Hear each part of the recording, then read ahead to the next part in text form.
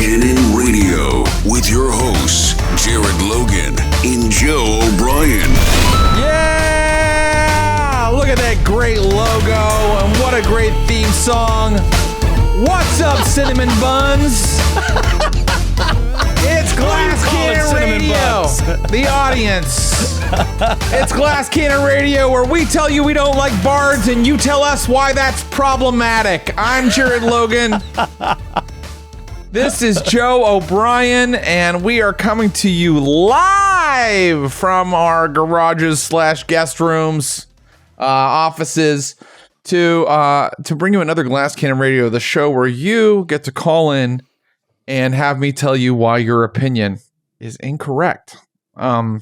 So, Joe, how you doing? How you feeling? You know what? I haven't even taken a shower today, which sucks because showers are my religion. But I have taken a walk today because we started, the kids are both going to the same school now, my 4-year-old and my 6-year-old. So now we walk to school. But in LA, it's 100 degrees right now. At 8 a.m. when we were walking, it was at least like 86 or something like that. So I've already had a full day. I'm ready to knock off, take a nap, have a big sandwich and take a nap. Brutal. Brutal, man. We've had like perfect LA style weather for like a couple weeks now. It's been crazy. Like it's really late August, and it's been like highs in the mid to high 70s. Lovely. 59 at night, 55 at night, like that kind of beautiful. It's just the best. Yeah. Oh man, we got spoiled here at the end of the summer. It's awesome. Do you and your wife just go naked at night like me and my wife? Every night, man. Yeah. Every night. I mean, yeah. I beg my wife. I'm like, please, can we put some clothes back on? She's like, absolutely not. My wife and I are like 5 p.m. and then we just get it all off. And then once it gets dark, we'll go outside like that. Wow. Yeah. Bold. And my wife got arrested last year, but we're still doing it. Naked at night, man. Baby. Well, it's good to see you, buddy. I wanna give a shout out to our buddy CJ, who is a producer editor here at the GCN, who some of you know by name, has been shouted out many times on many shows. Subbing in for McD today on the ones and twos. So thank you to CJ for handling that. We appreciate you. It is McD's on his honeymoon. How awesome is that? I was at McD's wedding this weekend. It was, as you can imagine, awesome. And that's awesome. Non-traditional, because McD is awesome. He wrote vows that had literally, I had tears streaming down my face. And that's so lovely. Did Troy LaValle. That's how good that's awesome. McD's vows were. So Troy spoke at the wedding, or Troy, when you saw his wedding, he made you cry? No. He and I were just in the crowd of onlookers in this pavilion in a state park. We were just sitting outside, and they were like, it was Skid, actually. Skid Skid was a celebrant for the wedding. And, officiant, you mean? Officiant. Sorry, I'm thinking Catholic terms. Yes, officiant for the wedding. And he said a few nice words, and obviously he was just the perfect amount of funny, and everybody was like laughing. And then he was like, and now the couple has written their own vows that they'd like to give to each other. And he gives McD the microphone, and McDermott just talks off the dome, and tears all over the crowd. He did amazing. Let me throw something out at you. Give me your opinion on this. I went to the wedding of a friend about 10 years ago, who's a big nerd, so that's why it's applicable to this show. And when he got his ring, they did the Green Lantern oath. Do you know the Green Lantern oath? I don't brightest think so. day, It sounds in blackest vaguely night, familiar, no but evil shall escape my sight. Let those who worship evil's might beware my power. Green Lantern's light. Are you aware of the Green Lantern oath? No, well, I am obviously intimately aware of the Green Lantern oath from the Green Lantern comic books.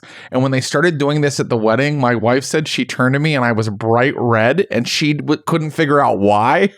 She was like, why are you so embarrassed all of a sudden? And I was like, it's the Green Lantern oath. Wow. I did not. No, I have not heard of that as a thing. At my brother's wedding, they had Game of Thrones references. they had these little cards that were like for each other that said "To my moon and stars," which is something Khal Drago calls Daenerys. Right. And that's a complicated relationship to bring up at your wedding. You know? Yeah. There's but some you're just things borrowing going that one little part. Why do you have to add all the context? I mean, yeah, I don't know, Joe. I just don't know if your hobbies belong in your wedding. I knew a guy that had a Super Mario Brothers themed wedding one time. Yeah. And then he had a regular themed divorce. Well, we've got a great big show for you today. This is going to be a good one. It's Monster Day. Monster Day on the Glass Cannon Radio show. First, we're going to start off with My Offense is Rank. Today we are ranking the best movie monsters, Joe and I. Then we will go into the new Guillermo del Toro Frankenstein. That's going to be on Netflix next month. There's a trailer. I'm excited about it. I've wanted to talk about it for a while. Then it's Monster Psychology. When you're playing your tabletop RPGs, your Pathfinders, your 5Es, how do you get into the monster's head? How do you behave the way that they behave? And what does that mean for gameplay and combats?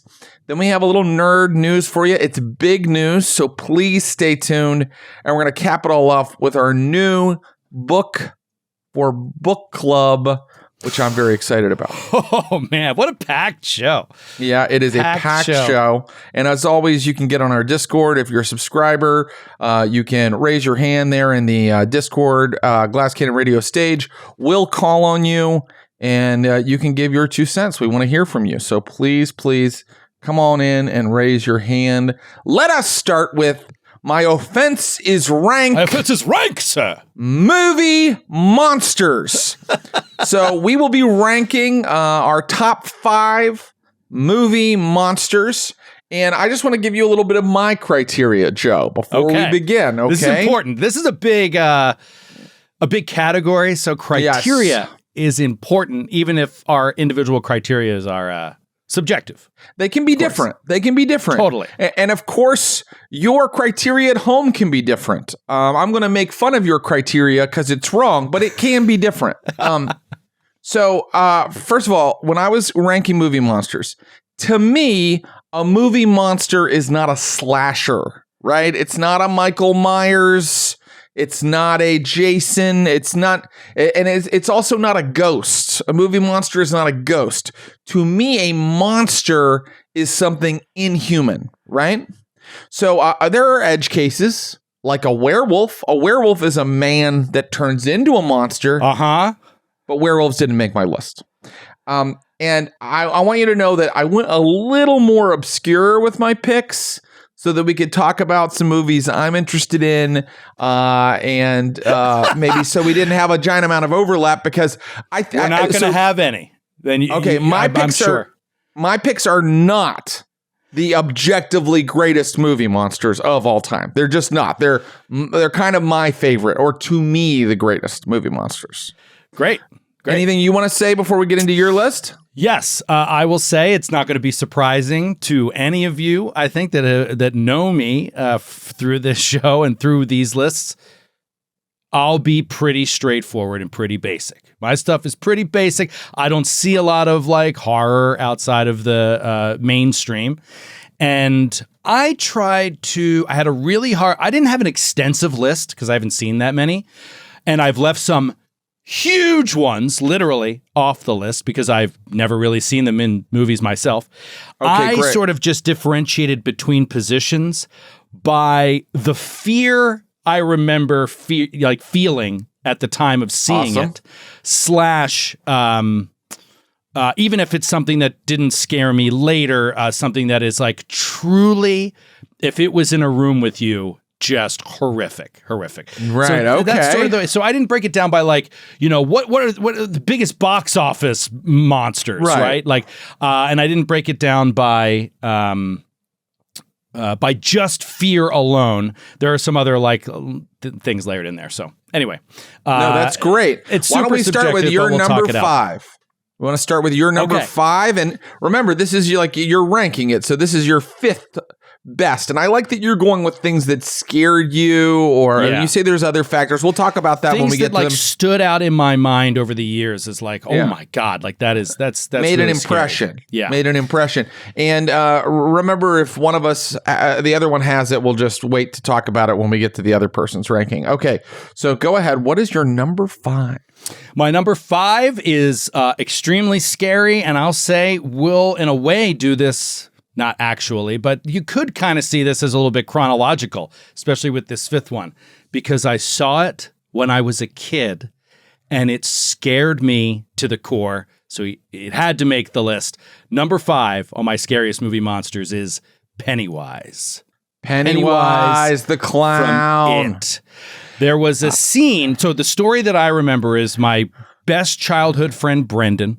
We were hanging out at his house, and his dad was just like, you guys got to watch It with me. And we were like 8 or 9.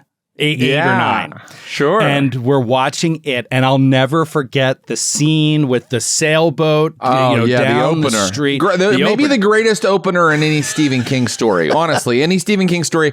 And the movies have gotten it really just perfect. Both of the movies, I think. Yeah.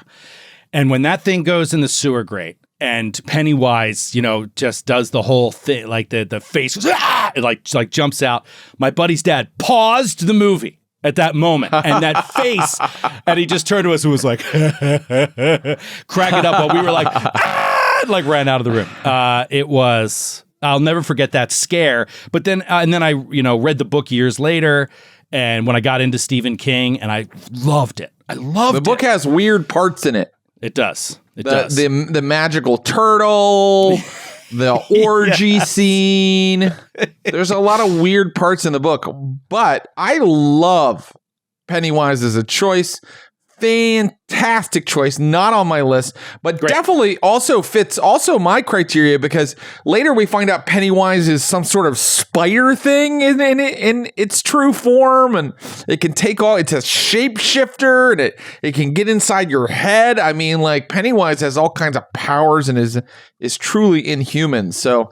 And also, I mean, I'm with you on the old miniseries with Tim Curry as Pennywise. I absolutely was terrified by it as a kid. I loved it, but I was terrified by it. And such a scary concept. Yeah. So anyway, that is my that's my number 5. And, number 5. Yeah, please. Well, we're going for a very different flavor for my number 5, and I am starting to think we probably won't have overlap on our list. Probably. My number 5 is The Giant Ants from Them, 1954. Wait, we could do Collective? Okay. All right. I like that. That's a fair question. Am I doing any other? We could do Swarms. I have no other swarms. Okay. So in Them, exclamation point, from the year 1954. It is, for my money, the greatest science fiction giant insect movie. I'm not going to say giant monster movie. And they look amazing, these huge ants, and the movie is awesome. It's got like real suspense. It like moves along at a good clip. It's got like weird mystery. It's like a great Cthulhu investigation or something. But the enemy is these atomically radiated gigantic ants. And they rip houses apart. They rip people apart. They've got this amazing 1950s soundtrack where there's this, like, I think they use a theremin or something where it goes whenever the ants are around. Huge climax. And I'm a Los Angeles guy, so I love it when I see LA in a movie. So they've got this huge climax that takes place in like kind of one of those like dried out sort of artificial riverbed canals that are in LA. The giant ants from Them. And on September 30th, I get to see Them on the big screen. So I had to throw it in at my number 5. Cool choice. Yeah. Obviously, I've never seen it, but I'll take your word for it. And do you like giant monster movies? I haven't really seen too many. Boy, Joe.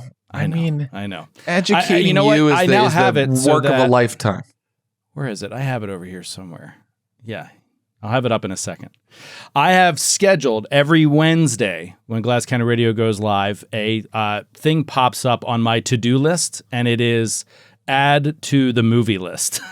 And I have it scheduled to come up every Wednesday because I know I'm going to hear stuff every Wednesday. And right now there are currently 24 movies.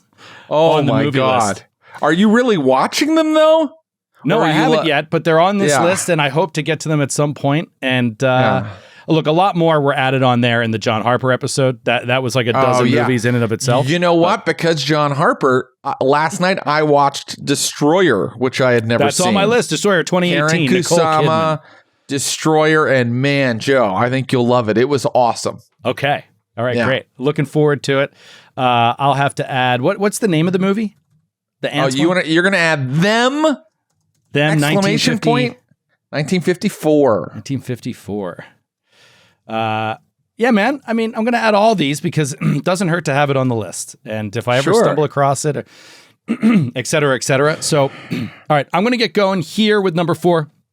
Guys, if you're in Discord and you want to hang out, raise your hand. You can add a monster into the mix. Usually we're not going to go to calls until our ranks are done, but you got to tell us who we missed or forgot. And I have got, as usual, I've got my list this time of 3 honorable mentions that I have. Honorable mentions too. 1, 2, 3, 4. I have 5 honorable mentions. 5 honorable mentions. All right, we got to see how many of the honorable mentions get. Oh, I'm sorry. Incorrect. 2. I narrowed it down to just 2 honorable mentions. Okay, here we go. Number 4 for me. I don't know. I think this one might surprise you, kind of take you. But you said Inhuman. Inhuman. And I'll never forget a scene. I was younger, as maybe 13 years old, 14 years old, in that range. I want to say when this movie came out. So I'm not a little kid, but this monster appeared human, but wasn't, similar to Pennywise in some ways. And there's this specific scene that I can still see burned into my head all these many years later. So number 4, I'm going to go with the T-1000. The T-1000. Cool. T-1000 from Terminator 2 Judgment Day, because I'll never forget the scene where he blows a hole through him with a shotgun. Oh. And there was a hole in the person. And I remember just being like, and it was so shocking and intense, and there's no blood or anything. There's just a hole through him. And I think at that point, in my memory of it, like, I thought he was like a robot or just a guy, right? Like, I didn't really know at that point because he's still in the cop uniform. It's like one of their first encounters, if memory serves. Yeah. And then it just like, I think it just closes back up, or he walks with it for a little bit. I can't remember. Yeah. But I remember being so taken aback by that moment. And so, yeah, it makes the list, I think, of movie monsters. Dude. The way that it could like get into or out of anything, it could turn its hand into anything. And like, there's just this very, very cool monster. I love the Terminator movies, even the bad one. I thought you were going to maybe mention, I think the scariest thing the T-1000 does, where he's in John Connor's home, and I think John Connor calls his mom, and the T-1000 is talking in like the voice of his mom, like, oh okay, honey. And then it pans out, and the fucking T-1000 has a giant like blade arm through his mom's fucking head. Yes. And like there's just milk all over the floor because she was clearly in the middle of like pouring milk on her breakfast. Like, ooh, T-1000 is a fucking scary monster. Yeah, very, very scary monster. And T2. I mean, T2 is just a goddamn masterpiece. I like Terminator original a little more, but that's because Me too. You do? Really? Yeah. Oh, I can't believe. Most people are like, nah, T2 is better, but I think original Terminator is awesome. It might be mostly nostalgia, but I feel like I knew T2 more for a little while, and then I went back to original, and over the years, I've gotten to appreciate that a little bit more. Original Terminator has this fucking 80s fashion, 80s cool thing going on that is awesome. Yeah, I mean, Terminator 2 is very 90s. Yeah. And Terminator 1 is very like dystopian 80s movie, cyberpunky in a way. It's a cyberpunk film for sure. Yeah. Yeah. All right, my number 4. Also from the year 1954. Come on, for God's sake. You're wearing the shirt of it? The Creature from the Black Lagoon. I've heard of that. You've heard of it. Yes. Creature of the Black Lagoon. I think one of the all-time greatest designs of all time. It just looks cool. You just kind of want toys of it. You want it on a t-shirt. You want it on a poster. Is it scary? No, it's not scary. I mean, let's be honest. It's not that scary. But I love the films. There are 3 films. The first one is not my favorite. The second one, Revenge of the Creature, he goes wild in like an ocean aquarium theme park. That also has a very young Clint Eastwood in it. Mm-hmm. But the best one, Joe, is the third one called The Creature Walks Among Us, where the creature is dying, so scientists give him human lungs and pants and a sport jacket. And he runs around like dressed like a person, causing havoc. Look, I mean, when I just want to like chill out and have fun and not really think, I put on a creature movie, and they are so silly and also, to me, so cool. So that's The Creature from the Black Lagoon. Also, a little bit seminal in innovations because it was the first time in a monster movie they'd done a lot of underwater photography. The guy that had to wear the suit had to put it all on and then go underwater and swim for hours and hours and hours. So, and the fact that they pull it all together is pretty awesome. Nice. Yeah. All right, coming in at number 3. I'm going to take a departure here from honestly scary and move on to what I think is a spectacular movie monster that is, how best to put this? It is obvious. I'm just reporting the obvious here from the decades and decades and decades that this monster has been featured in film. For my number 3, I went with King Kong. King Kong, number 3. And the primary reason for me is the non-scary aspects of King Kong. Right. I think that there's a nuance to King Kong that allowed it as a monster to endure for so long. Right. He is so frightening in every way, and yet has this humanity to him that makes him a fascinating movie story monster. So yeah, love King Kong. Yes, I love King Kong. It was one of my honorable mentions was King Kong. The original film, I think it's 1931 or 1932, has special effects that we can tell are fake today, but they're so well done, they still look amazing. I love to get really high and just watch King Kong move and the way his eyes move around and all that whole thing. Thank you. I love that.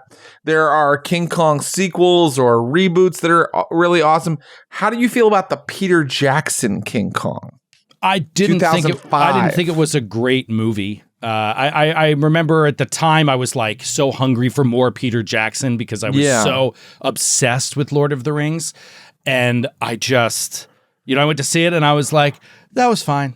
I don't have memories of it being spectacular, but I grew to appreciate King Kong more because of Kong Skull Island. I loved Kong Skull Island watching that movie. I really enjoyed it. And that one is what, to me, it really set King Kong apart as not just a monster because they put him on an island with all monsters, right? All animal monsters. But now you see why King Kong is king of monsters. Yeah. He's so different and so layered. It is really cool. I have mixed feelings about those legendary films, which we can get into in a little bit, maybe with one of my picks. But I did really love Kong Skull Island, and I really love the original King Kong. All right, my number 3 from 2006, a Korean film. Oh, okay. Directed by Bong Joon-ho, who directed Parasite. Have you heard of The Host. No. The Host. Okay. So The Host. I'm thinking of Parasite. That's what I'm thinking of. When you said that, I was like, wait, I know what that is. No. Parasite is an awesome film. And yes, I also really like Bong Joon-ho's Snowpiercer. I'm into that film. I love Bong Joon-ho. So the first thing that he made that I got him on my radar was this movie called The Host from 2006, based on a real event where an American company dumped a bunch of formaldehyde into a river in the middle of, I think, Seoul in South Korea, and it caused a huge health scare. Well, Bong Joon-ho took that incident and made it into a monster movie. Because the American company dumps all these chemicals into the river, this creature comes out of the river, and it has fantastic computer CGI effects that look absolutely real. This thing, I almost can't describe it. You got to look up pictures. Is it a lizard? Is it a pig? What the fuck is it? It's so terrifying. And the scenes where what he manages to do is really mix it with real crowd scenes and real environments in a way that feels extremely immediate and real. And then on top of that, he layers on, like, the real movie is this, like, family story about, like, 3 generations who live in the same house, and what happens when the creature kind of captures the young daughter and, like, takes her off to its nest. And there's this whole story about a contagion and quarantine because of the monster. So anyway, you gotta see. Put it on your goddamn movie list. I did see, it's so funny. I image searched it and I saw so many images of the poster and a lot of images of the scenes of the actors. Yes. And like very few images of the creature itself. It's very eerie. Yep. I see a big tentacle coming out of the river or whatever, grabbing somebody on the cover. But it also has tentacles. I forgot. It's like it's got legs, it's got tentacles, but it's a really great monster design and just a great monster movie. The Host. You got to see it. Okay, phenomenal. By the way, this is just not fair. I have added 2 monsters to my honorable mentions that I had originally thought of but forgot to write down, and so I'm at 4 now. I'm matching you now with the honorable mentions, or did you have 5? I can't remember. I had 5, but that's too many. But I'll rattle them off really quick at the end. I promise. Or we'll let people call in. I want to see who can let people guess call what those in are. For sure. Okay, yeah. Number 2. Number 2 on my list. A recent addition that may have been inspired by my work on Glass Cannon Radio. Yeah, I know what this is. And now we're back to straight up scary, because I was really, as a grown-ass adult man, scared of Count Orlok.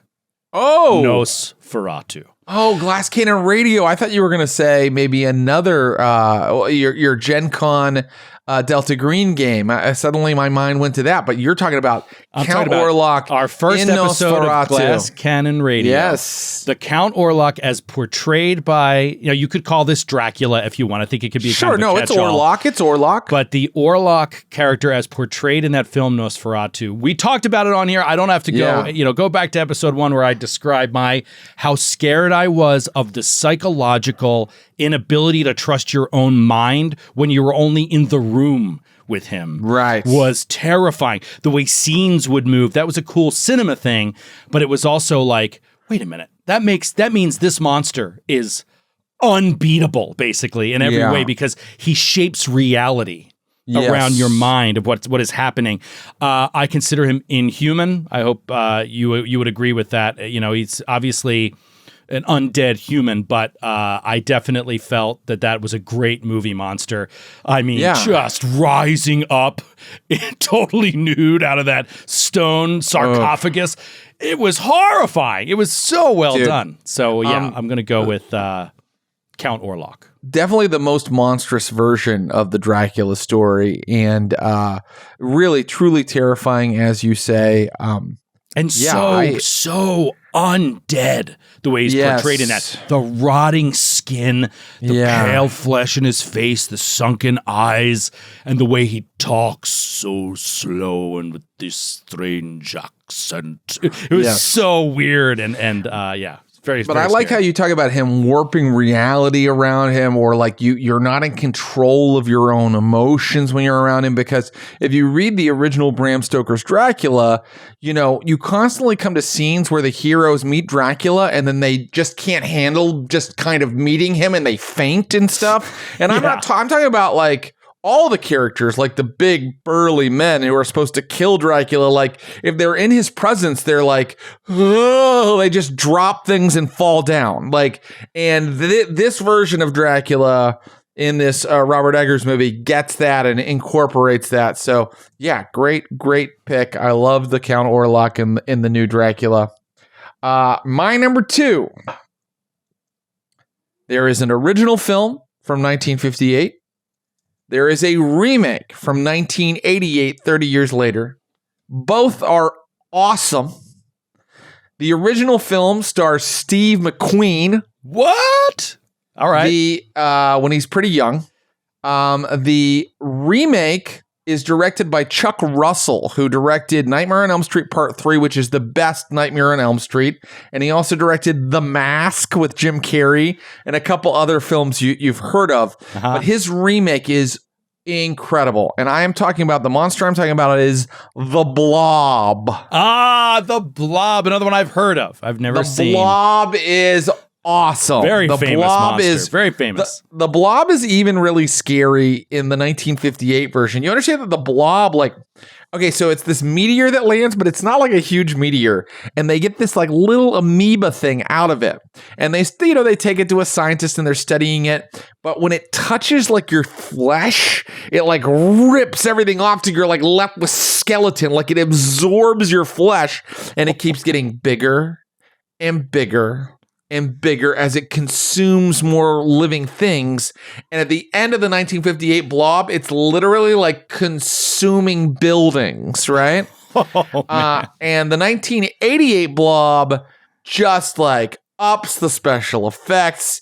It ups like the gore of it. I mean, like you get to see people get completely dissolved. It adds like a government plot where the government's trying to take control of it, but it all works. The 1988 The Blob, I like it a little more than the 1958 original. The Blob is really scary and very awesome. You got to see The Blob. Okay, I got to add it to the list. And put 2 dates on here. Put it on the list. Add it to the list. We should change this segment to put it on the list. What is it? 1950 what? 1958 and 1988. And 1988, 30th anniversary, John. Yeah. I like some Steve McQueen. I was once at I was on a vacation and I was doing some fishing with my father-in-law. And one night we had fished all day, and then at night we just had some dinner. We were going to get to bed like kind of early to get up the next morning. We were like, let's throw on a movie. And he had just these old DVDs, and I watched The Great Escape. Yeah, The Great Escape. I had never seen it, and I was just like, this is so good. Yeah. I was like, okay, this old movie, let's see. And it was just so good, and he's awesome. And then it's like a true story. And I was like, what? That movie's great. If you haven't seen it, check it out. You've seen him take on Nazis, but have you seen him take on a blob? The Blob. We shall see. All right. Let's drum roll, please. Number one. I don't know if everybody's going to guess this one. It's pretty straightforward, pretty obvious, especially for me, considering what I love and the movies I love and the games I love. Number one for me goes to the Xenomorph. The Xenomorph, number one all-time movie monster for me. It's just too amazing in every way, and through all the various films, the different renditions of how it does its predatory, actions and stuff are really cool. And What else do you need to say about the xenomorph? From a single creature that you can't see that's picking off the crew one at a time to an army of them against an army. It's so fun to watch. It's just a spectacular movie monster. And I can't recall that much fear because I think the first one I saw was Aliens, and that was less of a horror film. Yeah, it was more of an action film. It was just like so cool, like these monsters they were shooting up. By the time I saw Alien, I was a little bit more. I was like, only one of them, and so, but I certainly appreciate it in monster design as just horrifying in every way. We can't imagine what it was like to not know what you were going to see going into Alien and then see that chest burster scene. People in 1979 really hadn't seen a lot of stuff like that, and they didn't know what was coming. And recently, my buddy, who has like a 11-year-old daughter, showed her Alien and didn't tell her what was coming, and she didn't know. And she loved it, but she was, just shocked. So yeah, I mean, there's some other. I'm not going to say any here, but there's some other big movie spoilers that I would be devastated if I knew before I saw the movie. Yeah, that one I knew before. I saw Spaceballs. You know what I mean? Like before I saw Alien. Yeah, I was born in 1980. Somehow, maybe I had seen. Honestly, I might have seen Spaceballs as well before I definitely saw did because I Alien. didn't get it. I was like, what? And I didn't even know John Hurt at the time, So, that was kind of ruined for me. But to think about how raw and terrifying that scene would be, and it's original to see that in theaters and have no one have any idea. My God. I got to watch the TV show. I haven't watched it. Just two real quick things.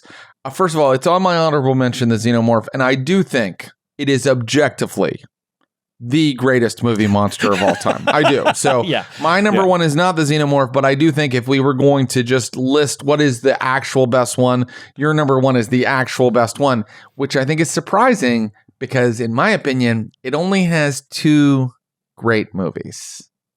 Alien and Aliens. I think the rest of the movies are very flawed. I think great pretty much ends there. Yeah, I think that's fair. Yeah. Well, I don't even know if I'd give good to a lot of the other Alien movies. Which one would you say is good? I like Resurrection, but I don't know if it's good. I gave good to Resurrection when it first came out. Yeah. And then I went to rewatch it not that long ago, and I couldn't get through it. Now, I'm not saying it's bad, but I think it's just very of its time. It's very, very of its time. If you try rewatching Resurrection, I think you might see some, I don't know, just the choices in the style, I think have kind of been, we've moved on from that. And so I kind of felt it was a little bit, I don't think that it aged very well. It did not. So Xenomorph, definitely greatest of all time, but it's not my number one. Alien and Aliens, those two movies are enough to carry that creature into the objective number one movie monster of all time. That's how good it is. And also the Dark Horse comic books, which people should read because they're really amazing. Okay, my number one. Number one, I better have heard of this monster. Come on. You've heard of this monster. Okay. I'm not going to give you a number one you've never heard of. This one might not have been my number one because, there's a checkered history here. There's good and bad. But then a movie came out a couple years ago. Kind of a reboot of it that I thought it made me cry. It was such a good film. And the monster I'm talking about is Godzilla. Thank God. I was like, somebody has to put this Otherwise on. I known didn't even as put it in honorable Gojira. mention because it is so worthy of so much more than an honorable mention. But frankly, I've never seen a whole Godzilla movie. And so I couldn't put it on my list, but it had to be on there. It was the graphic for the segment was Godzilla. So I was hoping you had it on there.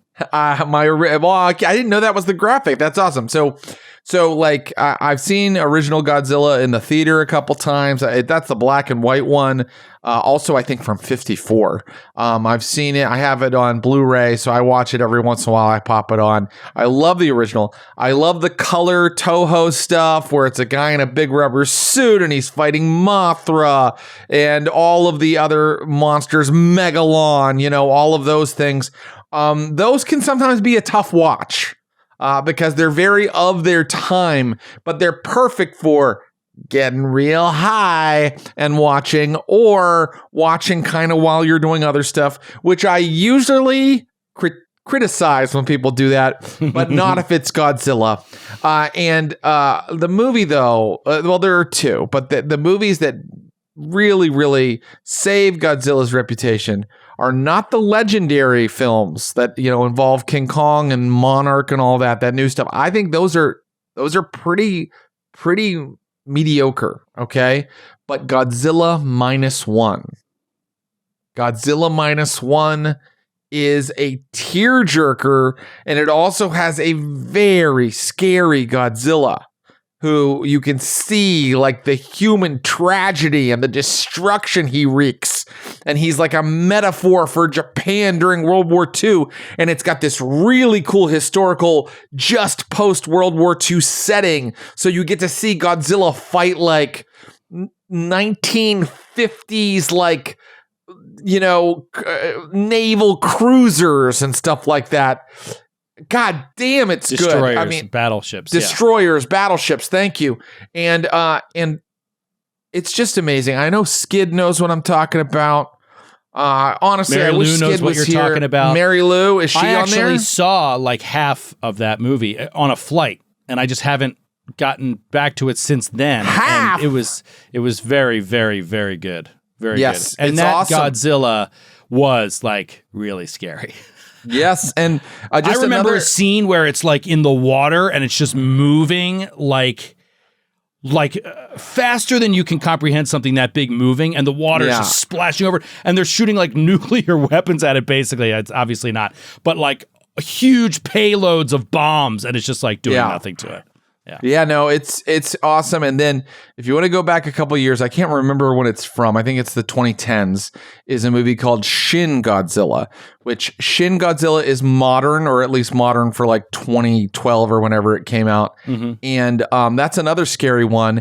And that one is mostly about how hard it is to get the government to do anything. The entire plot is about government bureaucracy. And when faced with this giant crisis, how does this team of people get different departments to work together to stop Godzilla? And that it's really, really gripping. So it's like Game of Thrones. It's like Game of Thrones, but with people at their desks. Yeah. Government functionaries getting like the legislature to approve things. You gotta see Shin Godzilla as well. It's really awesome. Nice. And that's all of them. That's it, the man. whole thing. And obviously there are a ton of unmentioned monsters. So let's go to the phones. Let's go to the phones. And we'll see what folks want to add in here. Let's go with Mr. Morning. Mr. Morning, join us. Hello, y'all. Hey, what's up? Hey, I just want to say real quick on the Godzilla -1, fantastic film. It just happened to feature Godzilla. Definitely a movie about PTSD and survivor's guilt. Yes. Yeah. Phenomenal movie. But I do agree that's my favorite Godzilla. Mine is the Monty Python's The White Rabbit of Kernbog. A clever answer. Clever answer, Mr. Morning. Very well done. Yes. Yeah, the rabbit from the Holy Grail, I think is what you're talking about. That just slaughters people. Sure. Yeah. Nice. That is fun, and not on my honorable mentions list. As I guess you've navigated that one pretty well. But I didn't think so. But if Skid's listening, that one's for him. That's my. I really have been planning to do Mr. Morning. Appreciate you. I've been planning to do a rewatch of Monty Python and the Holy Grail because it's been 20 years since I've seen it, and it's so funny. And I think I can always use a laugh lately. Yeah, I could use one of those. The last 5 years, I could use a laugh. Let's go to Rodith. Rodith, what do you want to add into who did we miss here that must be on the top list of movie monsters? Yeah, I can't believe you guys missed The Thing. The Thing. That's one of my honorable mentions. Well done. When Joe was saying I that it tied into our work on Glass Cannon, I thought he was talking about his Gen Con Delta Green game, which wasn't The Thing, but it was in the Arctic, and I think it was the Antarctic. And involved a monster in Antarctica. So, The Thing is that, if I was going to go objective list, greatest. I might put it at number 2 after the Xenomorph, honestly. Yeah, Well, the thing for is, me, it's the psychology of it. Yeah, the thing is spectacular. The problem is I just saw the thing like a month ago. Yeah. For the first time ever. And so there's a little bit of I don't know. I was watching it for other reasons, but it is a cool and very terrifying monster in the way that it absorbs and changes and can be anyone. It isn't resolved at the end. You don't know at the end. Right. Yeah. That has a very good kind of ambiguous monster ending. Like, did it get away? I'm just gonna also recommend from the 1950s, The Thing from Another World, the movie that The Thing is based on. Howard Hawks. I mean, that's a great movie too. But yeah, The Thing, John Carpenter. I mean, I think objectively, if I was just making the actual greatest list, that would be number 2 for me for sure. So then the other thing that wasn't mentioned was the ovipositor phase of the Xenomorph. For me, that's more horrifying than the big killy thing. It's the the ovipositor phase. Do you mean the face hugger? Face hugger? It's the face hugger. Nice. Look at you, Rodith. Man, you know your Please, stuff. guys, when you call in, use the technical terms for Have the the monsters. correct term. Yeah, because if you'd said face hugger, I would have been like, what a vulgar term. A shout out to the Geiger Museum in Gruyere. It's amazing. If you ever have the opportunity to go there, I highly recommend it. I have the last 3 are on my list are the things in the Wrath of Khan that are used to the worm take over people's minds. Yeah. And then Darkness from Legend, Tim Curry's Darkness. Oh, cool. Yeah, that's cool. You could even do a list of just greatest fantasy monsters, and that could definitely and then make the last one is the Sorcerer from 1982's The Sword and the Sorcerer. He speaks the immortal line, animals can be such fun. It's just gross. Right on. All right, cool. Thank you, Rodith. You got one of mine. None of yours, right, Jared? None of your honorable mentions were mentioned. No, the Sorcerer from The Sword and the Sorcerer didn't make my list. Did not make your list. The Thing was on my list. It's interesting, Jared, that you say fantasy monsters. Obviously, there's a certain degree of fiction here with all of these things. Right. But I have one definitely fantasy monster on my honorable mentions list. See if you can guess it. Sweet Threat! What's up? Join the show if you'd like to weigh in. Hey, what's up? Can you hear me? Yeah, we got you. My monster is the Thin Man or the Pale Man from Pan's Labyrinth. Ooh, yes, that was on my honorable mentions. Okay, you got one of his list. Okay, yeah. Nice. So what? I just want to add Godzilla. So Godzilla -1, I think, is the best portrayal of what a dragon fear is supposed to be in a TTRPG fashion. That overwhelming sense of dread when you first see Godzilla in a cityscape. Yes. Yeah. That's well put, and thanks for calling in, Sweet Threat. It's when it can be very inspirational to capture the vibe I think that's a problem with dragons. That's a problem. We have fought and seen so many dragons. They're such a part of the branding of all of these games, not just Dungeons and Dragons, that it's kind of just oh, cool, we're fighting a dragon. Right. As opposed to horrifying. Right. And obviously the GM has to try to add that extra layer to make sure people are really understand, because that's the other thing you do when in these games when you're oh, well, we want to fight more dragons, so let's make sure we add in a young adult dragon and a young dragon and it just so that they can fight it earlier. It just sort of cheapens a little bit to me the true dragon experience.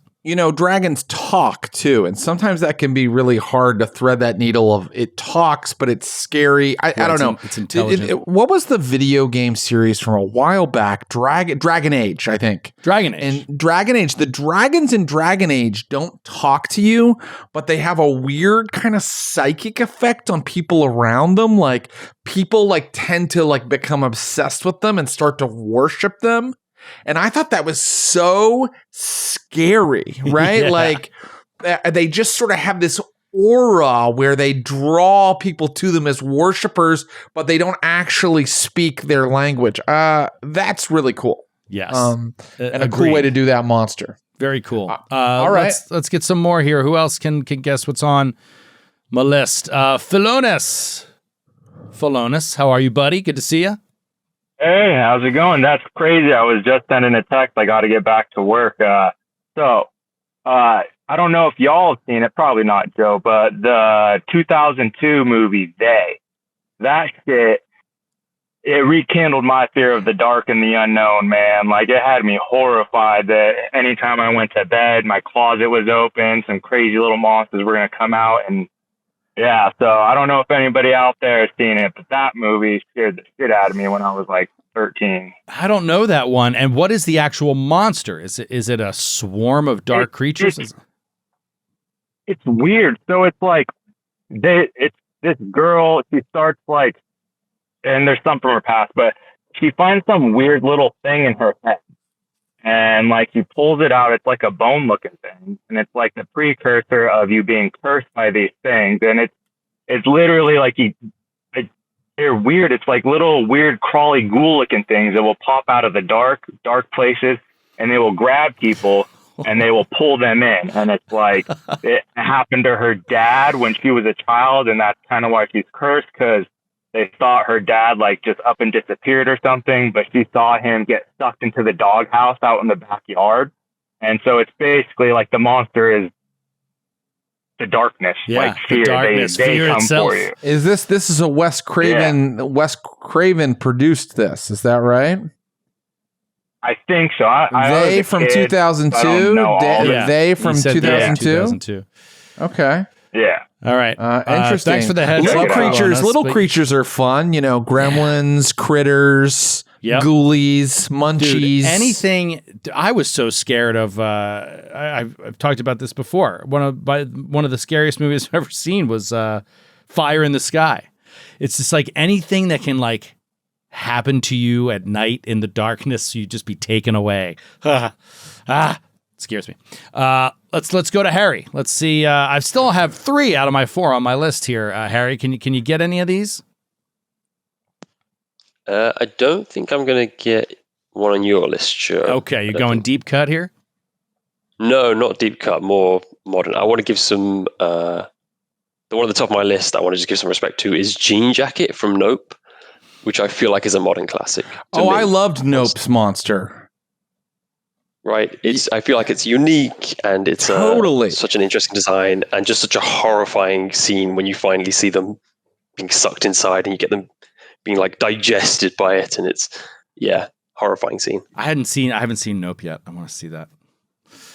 So good. Add it to the list. You know what I liked about the creature from Nope is that Jordan Peele said he based it kind of on monsters from Neon Genesis Evangelion, where they're so weird, it's kind of hard to understand what you're looking at. And in Nope, you never really know what its form is. It's always changing. Slightly, you don't know what its odd natural state should be. I loved it.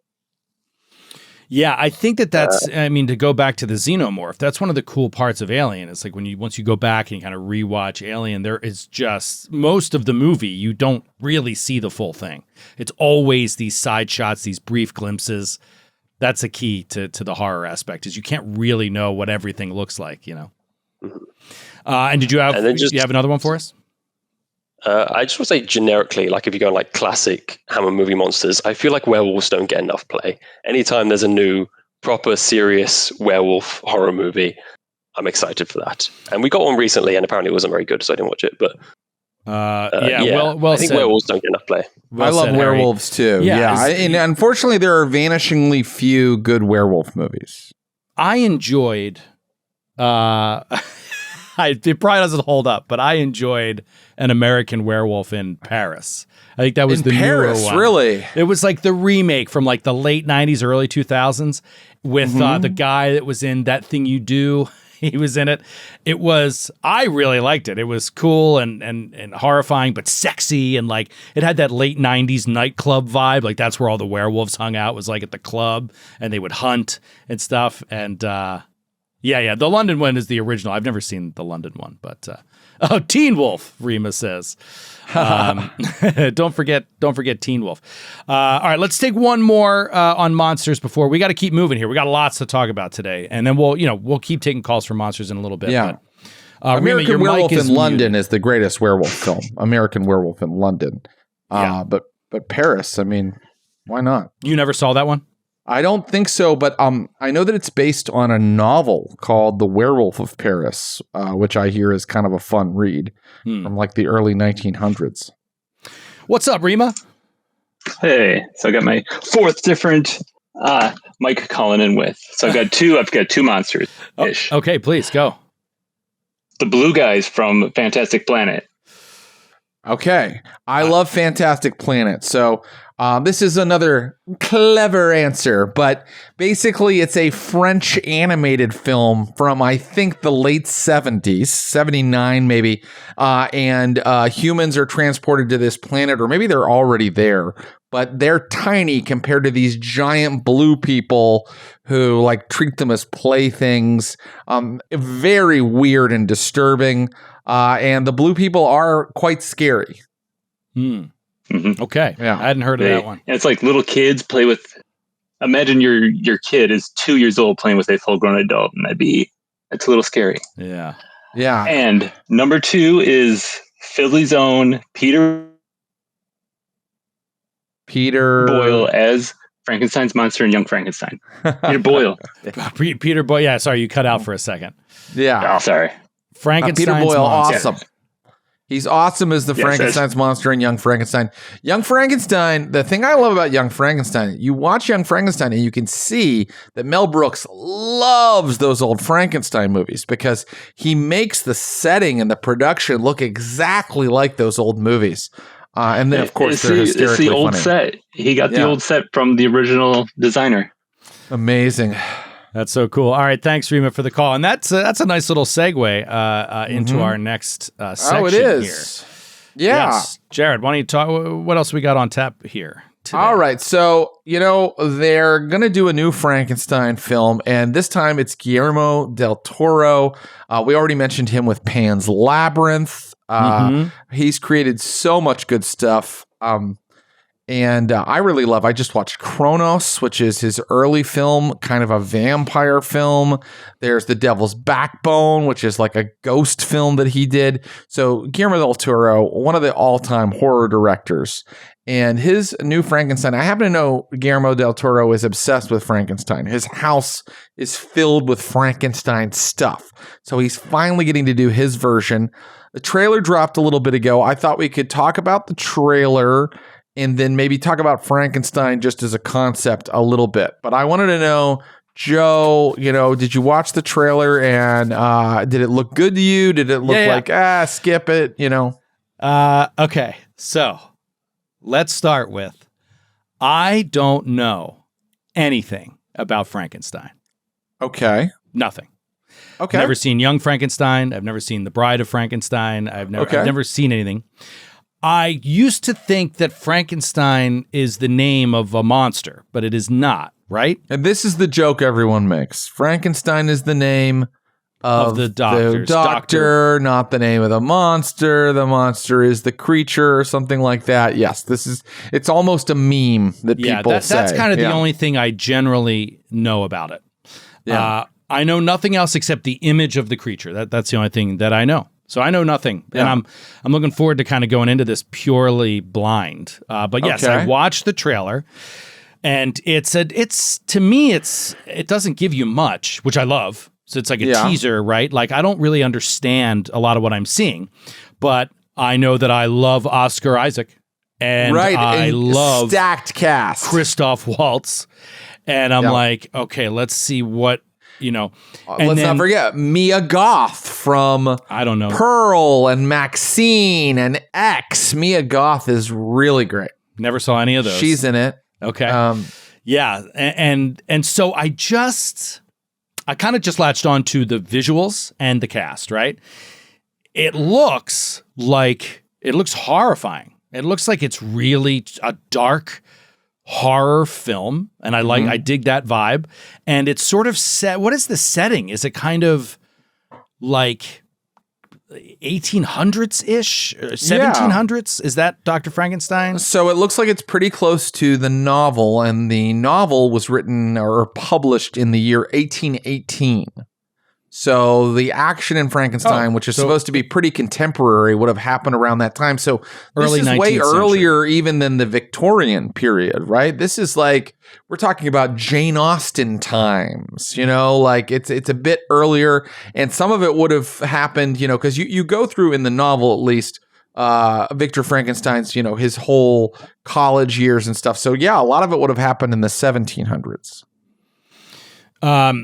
And so I haven't seen a lot of Guillermo del Toro's work, so I can't really speak to the cinematography and stuff that's in the trailer as being similar to his other stuff, but there's a feel to it that I feel like is familiar in terms of the look. It has a very modern horror movie look to it that I'm having a hard time describing. Maybe I'll think of it better as you're talking, but I think that what he does, at least, is he creates these beautiful frames that are like a painting, right? Yes. You get these images, these sort of tableaus that are just like, that shot would make a great painting or poster, So I remember in Pan's Labyrinth, there's this part where the soldiers are like taking horses up into the wooded hills, and it just looks like just a beautiful classic painting. So he puts a lot of beauty into his monster movies. They're not really grimy. They're not really gritty. They're a lot more ethereal and beautiful. And that's cool. That's very cool. Yeah, that's kind of the vibe that I got from it. To me, it looked like there were elements of like, this is going to sound ridiculous, but like Wicked in terms of just set design, like so colorful. Okay, that kind of bothers me. That kind of bothers me that you would bring Wicked into it. I'm just talking about like but then you mash that with like, there were scenes that were very, oh my God, I'm blanking. The Terror. Oh yeah. Where it's like all in harsh snow, and there's just all these people in like heavy, wintry garb and like lost and out there alone kind of vibe. I'm like, what is this movie? I mean, it's got so much, and these beautiful prairies and like stagecoaches riding over the prairies, and I'm like, it looks like Downton Abbey, out of nowhere. Yeah, I'm like, sure. What is this movie? So I am very, very curious. That's awesome. I love that you know absolutely nothing. Nothing. And I kind of don't want to tell you how it all fits together if you think you'll watch it, because then it'll be completely new to you. So I think that that's really cool. I'm excited. Let me just say before you go on that Sir Grumpy Cat in Twitch said, come on, Joe. Pacific Rim, Pan's Labyrinth, Hellboy 2, all of them are amazing. They are. I've never seen any of them. I never saw Pacific Rim. I wanted to see Pan's Labyrinth. I don't know why I kept missing it. But and I never saw Hellboy 2, and I loved Hellboy 1, so I don't know why I didn't see it. I just rewatched Pan's Labyrinth. It's so awesome. So, So all I'll say, we covered everything I wanted to say about the trailer. All I'll say about the movie is I'm a little worried because it's Netflix. And I find that Netflix films are usually fine. They're usually like, you're like, yeah, all right. Okay, I'll do one. Fine. Usually, yes. You can't say always. Usually, good. There's that recent departure, though. Good. There's that recent departure, though, on Glass Cannon Radio. Rebel Ridge. Awesome. That was Rebel awesome. Ridge. So a couple things I think poke up into great, but for by and large, I find that Netflix movies are like good, fine. Yeah, which is my least favorite kind of movies. Yeah. Safe. My favorite kind of movies are either awesome or super shitty. And I don't really like fine movies. I find them to be very flat. But I just want to tell a couple things about Frankenstein, and I'm so glad that you don't know these things. Joe, did you know that Frankenstein, the novel that spawned all the movies, that is a worldwide, still a phenomenon they're making movies about, was written by an 18-year-old girl? Nope. When Mary Shelley wrote it, she was 18 years old. Okay. No, I did not know that. Here's the other thing about it. So Mary Shelley was the young bride of this poet named Percy Shelley, and he was friends with Lord Byron, who was a big poet at the time. And they went on this like tour of Europe, and it was the year. This is so bizarre, but this is an interesting story. It was the year a volcano had erupted, and that volcano sent so much ash into the air that year there was no summer in Europe. They called it the year without a summer. So that year was always overcast because of this volcanic eruption. It was very rainy. It was very dark. So Lord Byron, Percy Shelley, Mary Shelley, and this guy, John Polidori, they're all hanging out in like this big chateau, and it's a dark, gloomy year, and they start telling ghost stories. And then these two huge writers, Byron and Shelley, are like, let's have a contest to see who can write the best scary story. Well, these big writers, Byron and Percy Shelley, they never even finished theirs. But the little 18-year-old girl who was just along because she was a wife or whatever, wrote possibly the greatest horror story of all time. She finished hers. Yeah, clearly. And affected the world. So, that's just an interesting thing. Her mom was a gigantic feminist who, and we're talking in the 1700s. So she taught her daughter to be someone who had that kind of intellectual rigor to build a novel like that. And it's a novel about God. It's like, why are we here? If you could ask your maker, why have you put us on this earth? Would you ask them, how do we feel about like being placed on this planet? So, it's sort of a miracle and kind of an incredible thing that this young woman was able to write this. I'll just also say the Universal Frankenstein films are really good. They're really good today. And I love Frankenstein 1931, but 1935's The Bride of Frankenstein is probably the better film. It has all kinds of wild stuff in it you probably don't even remember. There are people that get shrunk down to tiny size. What's that about? It's also filled with all of these really great character actors who have a very strange way of speaking. And they're just like these very, unique individuals that populate this film. And the director, James Whale, who directed both Frankenstein and The Bride of Frankenstein, is an interesting guy. He was openly gay in the 1920s and 30s. He just was out in that time period, which took a great amount of bravery. Some people say his career ended because of that as the country got more conservative. Some people say, he just had kind of a string of unsuccessful movies. But if you want a little bit of his biography, I really, really recommend looking him up. And there's a movie called Gods and Monsters, which I don't know how true it is. I think it's mostly fictionalized, but it's kind of about his life. So that's it. That's all I wanted to say. Oh, and Joe, Francis Ford Coppola directed Mary Shelley's Frankenstein with Robert De Niro as the monster and Kenneth Branagh as Victor Frankenstein. Oh, and that's good too. Kenneth Branagh is a great Frankenstein. And Robert De Niro is a great monster. He's really great. And they do this great makeup on him. He's really scary looking. And the monster in the novel talks. So, De Niro like delivering these like, come out and face me kind of like speeches. Good stuff. Oh, man. Dude, this happens all the time. This is why I love doing this with you. It's just, you get me so fired up. I'm like, yeah, man. I'm so excited to see this show. And I should just read it. I really should just read it. I read it. I've read it twice. And it's really easy to read. It takes a minute because it's in a style of someone who was writing in the year 1818. But once you get rolling, it's pretty quick. And it's really surprising too. You think you know the story, but you really don't if you read the book.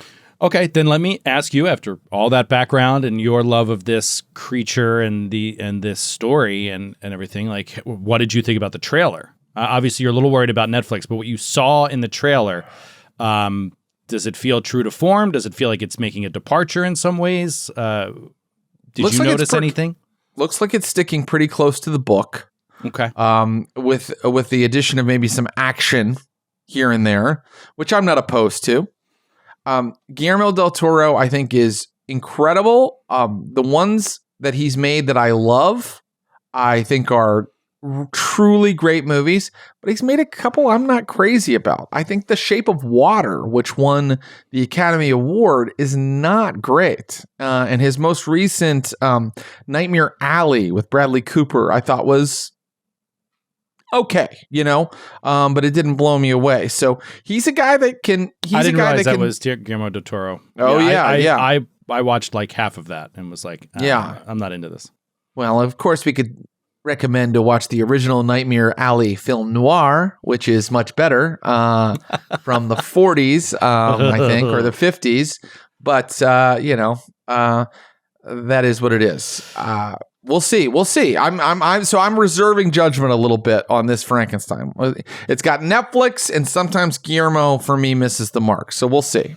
Let's go back to the phones. Let's see if people want to weigh in on monsters, on Frankenstein, whatever you want here. Ad Astra, are you there? You want to join us? Hey, fellas. Hey, can you hear me? How you doing? Yeah, what's up? Wonderful. Good to hear you again this week. Good to hear you. I had Frankenstein as high school required reading. Oh, cool. And with most of those things, you're like, this is going to suck. But I loved that book. Oh, cool. It's just a really amazing story that subverted all of my expectations about what it was going to be, because, Halloween, Monster Mask, Frankenstein was all I really knew.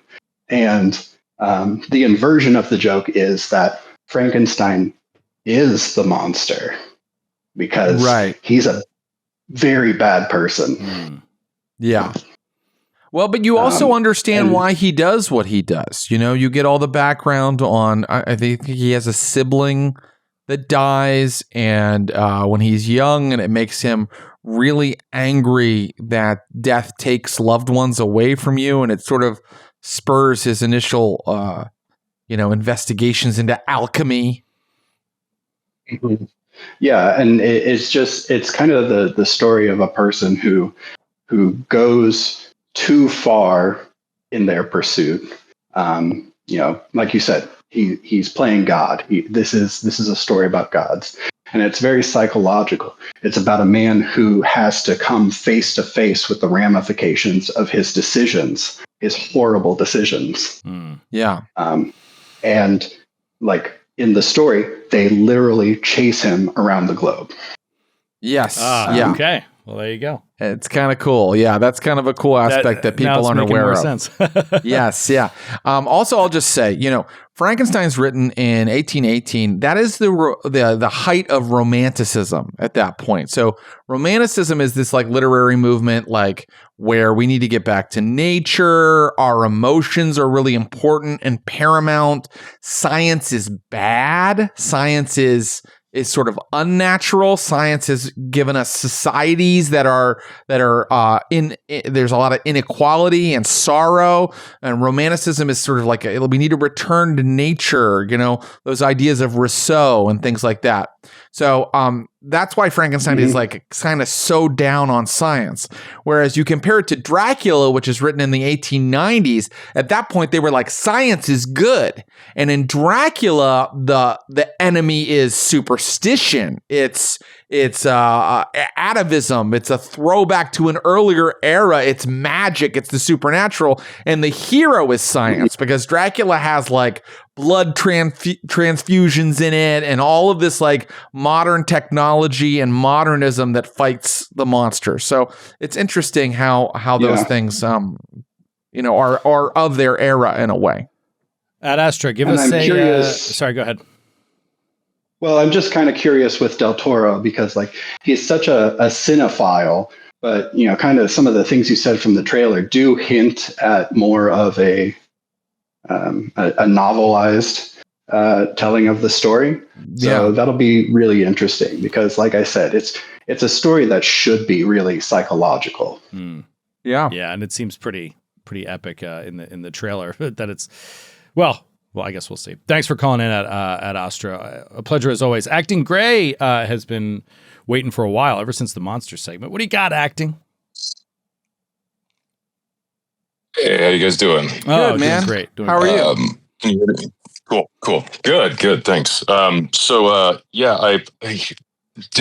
think for the monster, I had a really formative experience watching the film Child's Play when I was far too young to watch Child's Play. And so I think I was like 7 or 8, and I had an older half brother, and I was staying at his place, and I had to call and get my mom to come pick me up. I could not. It was like, this sleepover is over. Yeah. And I know that they made more of those, and I think they got a little goofy with I think Jennifer Tilly voiced the bride of Chucky at some point, but I to this day I can't go back and watch that. I just won't. That's a good one. I forgot about Chucky. Yeah. That was so scary. Yeah. I saw that when I was younger too. Yeah. I've never seen original Child's Play. That is a real big gap in my education. So. In your horror repertoire. And I think voiced by a somewhat of a nerd hero for a lot of us, Brad Dourif, I believe. Right on. Yeah. Awesome. Nice. So I didn't realize that. And this wouldn't be a nerd call-in show, Jared, without just a little small correction. Kenneth Branagh actually directed that Frankenstein and starred in it. Are you sure? Mary Shelley's Frankenstein. I'm 100% sure. Whoa, you've been sorry. It does say directed by Kenneth Branagh. Did Coppola have anything to do with it? I don't know. I think it was around that same time as his Bram Stoker's Dracula came out. So they're of an era, and they making it less successful than the previous Francis Ford Coppola produced. So he produced. Oh, there you go. Okay, there you go. Okay, I guess Thank you. I did not know that, so I will correction. Well, these things are important. And Brenna is a great director. We're talking about the director of Thor.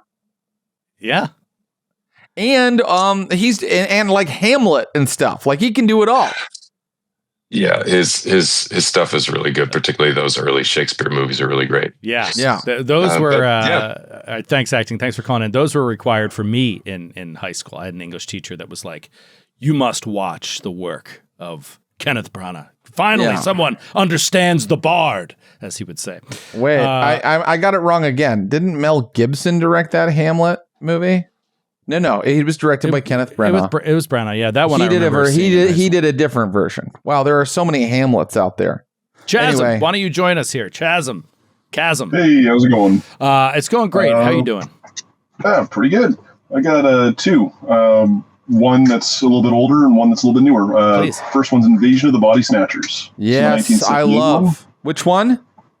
The 1978, not the 50s. Right. I love both, but the 1978 one is awesome. The 78 one, I remember seeing, I think I was homesick when my mom was there as well, and watching that again, way too young, and basically just being terrified of gardens.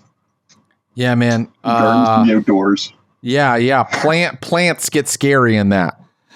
Very scary. Exactly. And what's your other one? Like cotton. And the other one is the Eldritch Being from The Ritual. The Ritual. That thing, is that the one where the guys get lost out in the countryside in the Norwegian countryside? Yeah. Yeah, I think it's Northern Ireland, I think. Maybe it's Northern Ireland. Here it is. But it's that is a phenomenal movie, and the monster's not a huge part of it. It's kind of more like the creepy horror occult stuff that's happening in the surrounding. Yeah. But when you do get to see it, it is almost beyond comprehension. Yeah, 2017 film. And it is a Swedish forest that they're hiking in. And you're right, you only see that monster for a hot minute, but man, is it a great monster. It is a monster. It is. Yeah. it does like really good. It's like really big and it hides really well amongst the woods. And there's one scene where you're looking at the trees and you see its hand move. Yeah. And if you go back and rewatch it, you can actually see it watching the people. In a whole bunch of different scenes, and it's absolutely terrifying. That's a case of a giant monster being creepy, which usually a giant monster is a lot of things. It might be scary, but it's usually not creepy. And that's like wants to go toe to toe. Like it usually is just out and proud. And the monster in the ritual is kind of creeping around through the forest, but it's really a really cool design and really scary. Yeah. Thank you, Chasm, for calling in as always. And I just I'm realizing, looking at my honorable mentions here, none of the three of mine that are left are horror movies. Like, I'm pulling from action movies, really, more than anything, for these remaining monsters. But yeah, that's a huge gap for me. It's just horror in general. Monsters can be in action movies. Absolutely, you can have a monster in an action movie. But yeah, most people are calling in with horror, monsters, and that makes a lot of sense. All right, let's do one more before we move to our next segment here. There was somebody. The Cornelius. Have you called in before? Hey, can you hear me? Yeah, we got you. I don't recognize your name. No, I'm a long-time listener, as they say. Nice. First time. Thanks so much for calling in. I appreciate it. Yes. Thanks for having me. So I had a few monster thoughts. So I didn't grow up watching monster films, so but one that I did see fairly early on was Tremor. Oh, Tremors! Oh my God. Yeah. What a great pull. And I wish I'd put that on my main list. You forgot Tremors? I forgot about Tremors. Monster. It interesting situations and circumstances because of, the way that they used it. So Tremors is so great. The monsters look cool. It's scary, but it's also funny, but it's also like there's a lot of great suspense. And what are those monsters called in Tremors? I love there's a guy that's just trying to name them when they first encounter them. Do you remember like the guy that owns the general store? And he's like, no, I've got it. Craboids. And he just keeps like coming up with all these names for them. So I think they're craboids. I just remember that so clearly. I also remember, if you want a movie where Reba McEntire is great, you gotta see Tremors. Oh yeah, it's a classic. Yeah. So what about I'll get you. We'll get you in 1 second. I either have never seen Tremors. Oh my God! Don't remember Tremors. It's Kevin Bacon, right? Kevin Bacon. Yeah. Yep. I feel like I might have seen it, but I couldn't tell you a single scene. So maybe I never saw it. Maybe I want to get the other actor right because he is really great and he passed away. Fred Ward is like, it's kind of it's also a buddy movie. It's like a kind of a buddy movie. You mean the guy from like the Christopher Guest movies? No, dog. No, Freddie Joe Ward. He's known for The Right Stuff, Escape from Alcatraz, Tremors 2, Shortcuts. He's in a lot of cool stuff. Fred Willard. I was thinking of Fred Willard. Yeah. I was like, is this just a pure comedy? Yeah. No, but it's so great. Yeah. Come on. Tremors. Great pull. Yeah. Very campy, as somebody said on Twitch. Very campy. Yeah. All right. You got one more for us? Yeah, I had a couple actually. Oh. Nobody mentioned Jaws yet. Yeah, and I feel like that totally counts. I forgot Jaws. I just didn't even think of Jaws. That's a good one. That would go on the objectively greatest, greatest list. Yeah. I was hoping to check one off of the honorable mentions. The other one that I had was the monster from Quiet Place and the Quiet Place movies. Yeah, I didn't see that one, but I heard it's really good. Pretty good. Yeah. I don't like the Quiet Place movies. Really? I think that there's cool stuff in them, but like a lot of it makes me roll my eyes, and I don't think always the plots make sense. I love John Krasinski directing a film where at the end he makes the most noble sacrifice to save everybody.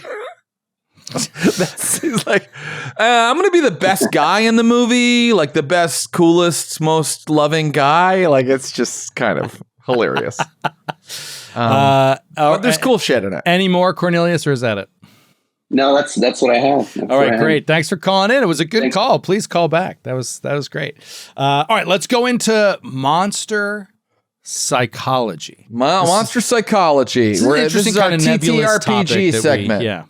This is great. So I'll just mention, because when we were talking about doing this, I said, there's this great book that I'm sure a lot of our viewers, listeners have heard of called The Monsters Know What They're Doing by a guy named Keith Amon. And it really deals with exactly what we're talking about. Like when you look at a monster stat block, how do you portray the monster in a TTRPG? Like, and what you brought up, Joe, is does it go for a coup de grace?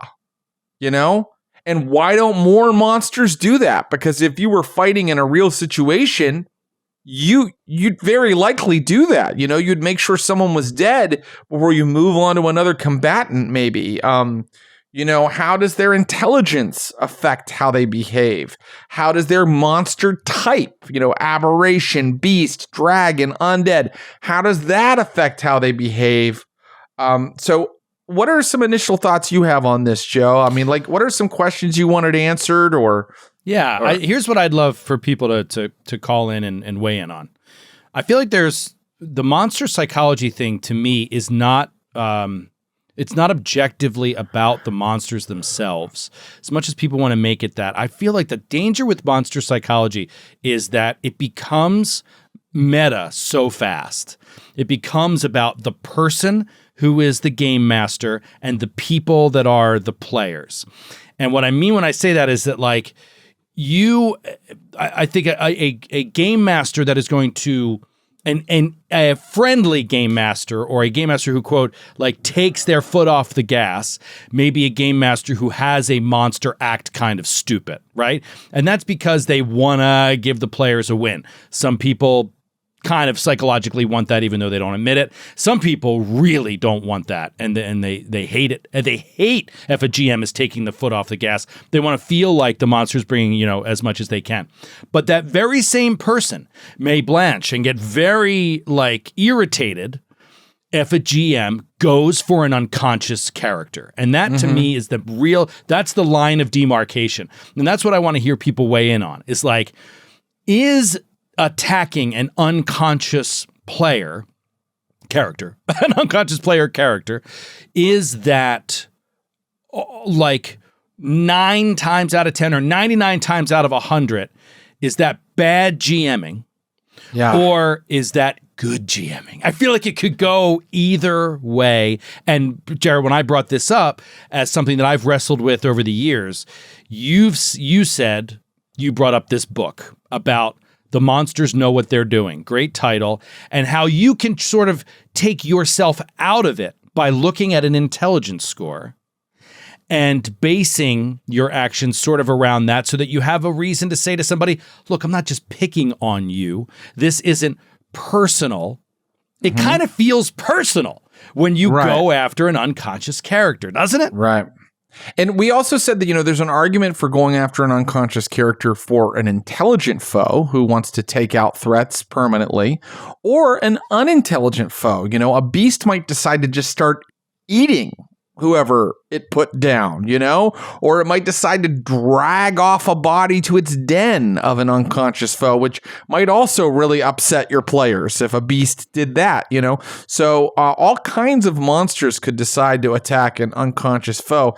I'll just also say, it's not just intelligence. You could look at like a wisdom score. Like if they have a low wisdom score, are they going to necessarily have a lot of battlefield awareness? Like they might go after one person and not notice the person creeping up behind them, whereas someone with a high wisdom may be fighting on 2 fronts, fairly easily or with some ability. So yeah, there's a lot of things in the stat block that can kind of give you some direction. But then, as you say, Joe, there's the meta. Like, and would love for people to weigh in on that. Like, is that unacceptable? Harry just said something in Discord that I want to address. Harry said, it's sort of brushing off the topic in a way. Depends on the creature, depends on the system, depends on the situation, depends on the players, et cetera, et cetera, et cetera. I don't disagree with that. Everything we talk about when it comes to RPGs. Depends on the situation. Depends on the players, the chemistry of the group. Totally understand that. Right. However, what I want this to not be brushed off as it just is so situational. You can never. What I'm curious about is in my Harry, experience, if we applied that to everything we talk about, there would be no discussion. Right. But to be fair, like that is usually the case. So let's narrow this down. Let me focus my question. My question is like, do most people find that their GMs in Pathfinder 2e and Pathfinder 1e and D&D 5e leave unconscious characters alone immediately to go attack living creatures? Like, do you think that that is what happens in your games most of the time? Because that's what I see in my games most of the time. Right. And sometimes I sit there and I'm like, this is just being nice to people. This isn't what this wild animal would actually do. I always have the monster move on to another target. And, so do I. And I'm now like hearing you talk, and since you brought this up before we did the episode, now I'm thinking, nah, dude, it's time to like start attacking those unconscious PCs. Yes. And I do know GMs that do this, including Adam at Order of the Amber Die, who will go with specific monster stats to sort of determine if this one's intelligent enough to go after the archer that's back there, or just try to eat the thing that the warrior he just took down. Right. It is an interesting concept. Obviously, there are a lot of layers of complication, and I know what you mean, Harry. So I do want to narrow this into like, do most of you find that this is what your GMs do? Do you do it when you GM? Do you feel like are you playing your monster honestly? I guess is the question there most of the time. So you said, Jared, that you mostly kind of. The game is, once you're unconscious, I leave you alone. That's fair play, right? No, I mean, I honestly don't think it's fair play or not. I think that I sort of just learned to do it that way or started doing it that way and just unconsciously continued doing it that way. And I really do like to try to run a game where it's hard or it's a little bit unforgiving, because I find it's more fun and victories mean more. But I think that actually I'm a softie when it really comes down to it. I feel like, and it's unconscious. I'm just like kind of unconsciously soft on the players. But if as a GM, even if you're playing a wild animal, well, what does that sound? Yeah. Somebody is like CJ, sniffling. are you CJ, are you blowing sucking? your nose? I don't know. We'll see. I keep hearing somebody sniffling. I keep hearing... Oh, we can hear you, but the listeners can't hear you. Yes, our producer, CJ, who's filling in for McD today, is under the weather. And so thank you for helping us out, buddy.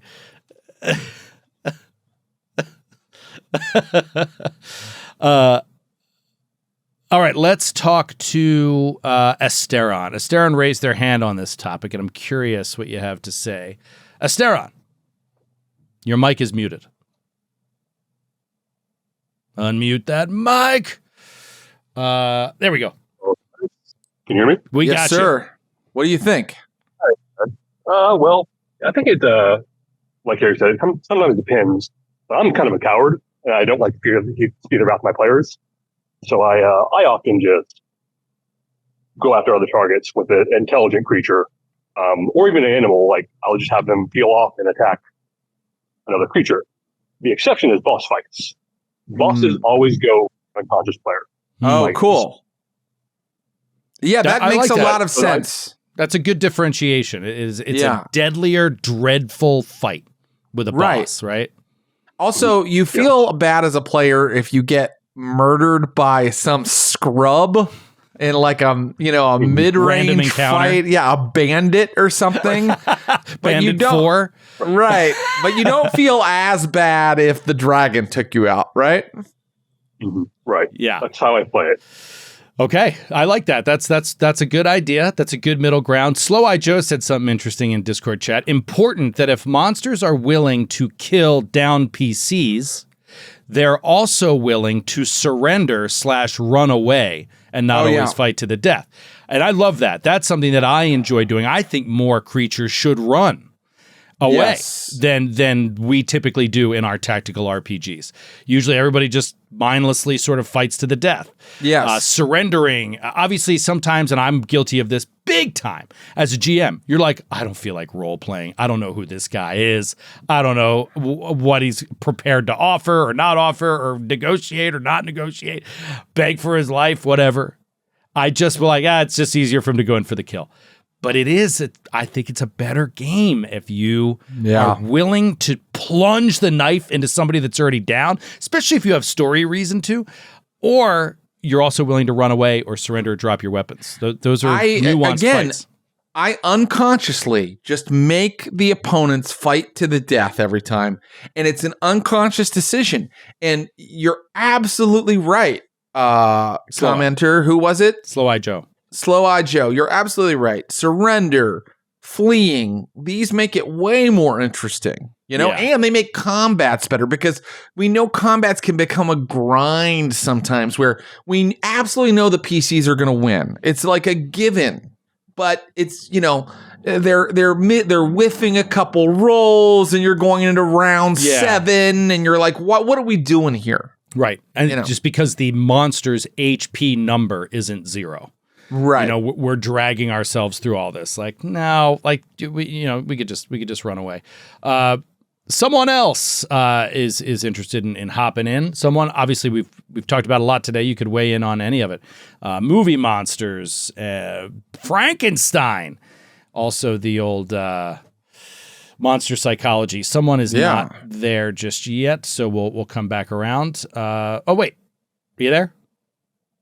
Hey, gentlemen, how are you doing? Hey, good. How are you? Old man listener, sometimes caller. Great. Love a good old man listener. What do you got for us? Yeah. So, first of all, I just gotta lobby for the votes for Jaws because I watched it at 7 years old, and holy crap, the trauma that 2 notes bring. Right. Yeah. Just. Yeah. It's so dumb that I didn't have Jaws on my list. I just forgot. Yeah. It's like Godzilla. It's just there. Yeah. It's right. It's like the floor. It's always there. You don't think about it. Right. Mm-hmm. Yeah. So in terms of monster psychology, it depends. If it's a random encounter, then I'll probably pick like a hit point percentage, and once it gets there, it tries to save its own life, self-preservation or whatever. If it's a planned encounter, I want to think through its motivations before it starts, right? Is this thing looking for food for its family? So it'll just get enough and then drag off whatever the smallest character that's down back to its nest. Is it actually protecting? It feels like it's backed into a corner. It just got to get rid of all of the threats. That really drives it, because then it's not me making a decision. Also, in terms of how it presents itself, I like to know my players, right? Are they gonna really get affected by a jump scare? Mm-hmm. Are they gonna really get affected by a slow burn of something out of the corner of their eye, and then eventually it shows up? The presentation of the monster, I think, is more important than the actual combat sequence. Yeah. That's a good point. I love, and thanks for calling in someone else. Always great to hear from you. I love they started doing this with a lot of Pathfinder APs. They did a lot of like show you the boss long before you fight the boss. And those strategies and storytelling are very interesting. There's a great one in, I don't want to spoil anything, but whatever. We're talking more than a decade old at this point. There's like a social scene in Council of Thieves with it's like an aristocratic function, kind of like a ball, right? Like something along those lines. And like the big bad is just like chatting with the PCs, like as if like another information gathering expedition. You're just chatting with the PC. It's so smart. They would never see it coming. There's no reason to see it coming. It's just way later you find out in this whole twisted society of nobility, like this person was, behind all the machinations of this great stuff. It's just so cool to see, to tease the monster. Let's see aspects of it before you actually have to fight the thing. Like Alien. And in Blood of the Wild, in Quest for the Frozen Flame, they tease a boss early on in book 2, and then I decided to tease the boss, the big bad again. A little bit before you encounter it. So that's always a good idea, and then the players can get an idea of what the thing's motivations are, maybe, and so they understand kind of why it's doing what it's doing when they have to fight it. Let's go to Narky. Narky is waiting to chat here, and what do you got, Narky? Hello there. You have a logo for your name. Well, doesn't everybody? No? Okay. Well just done. Very impressive.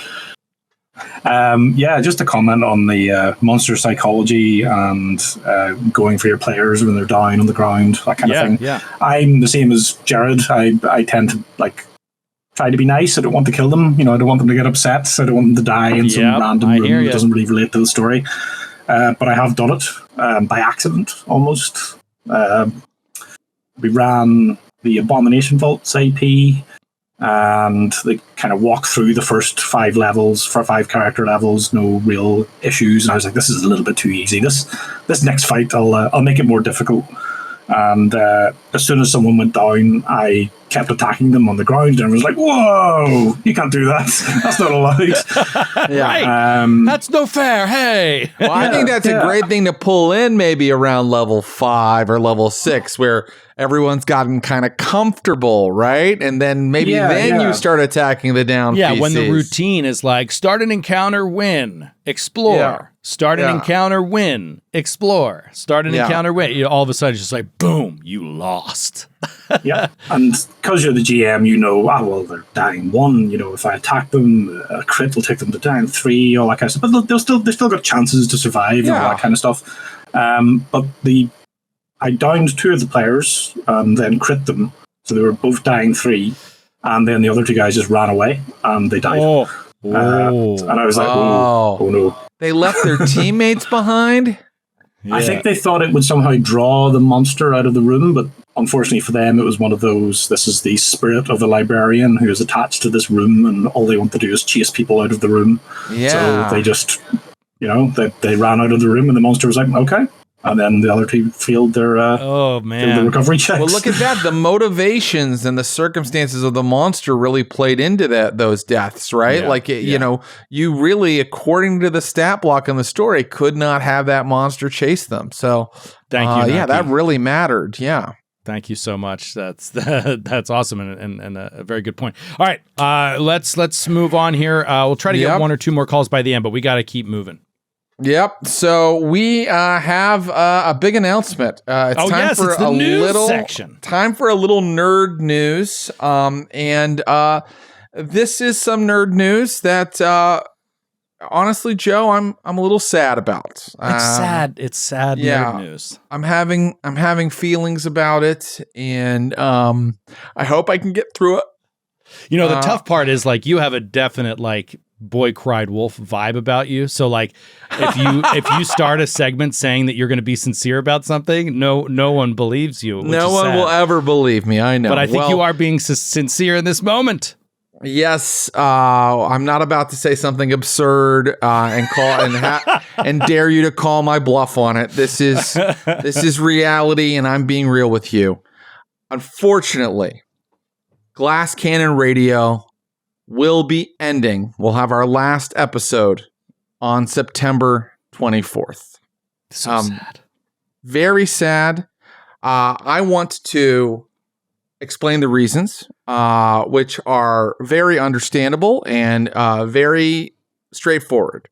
We love doing the show, but the amount of labor, effort that goes into creating the show is probably not quite commensurate with the amount of, eyes that are on the show, the enthusiasm for the show. We know you guys are amazing and are enthusiastic about the show, but in order to keep something like this going, we would want it to grow, and we really haven't been growing. So in order to use our resources best where they belong, we're going to sunset Glass Cannon Radio.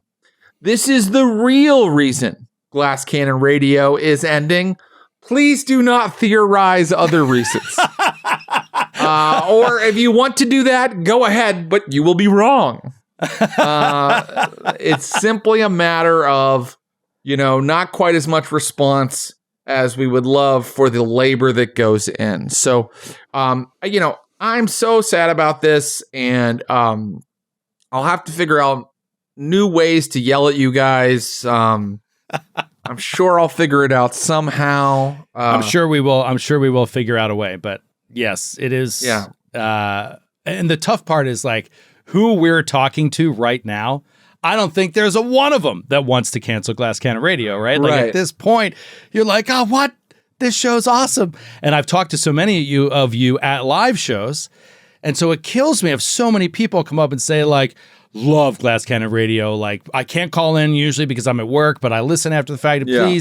Please keep doing it and everything. And so it sucks. It's kind of heartbreaking, not only because of the show aspect and the interaction with you guys directly over the phones, quote unquote, but also just like with you, Jared. I mean, hanging out with you and just talking pop culture and learning so much about movies and books and all that kind of stuff that we don't have enough time to do behind the scenes because you're out in LA and I'm in New York.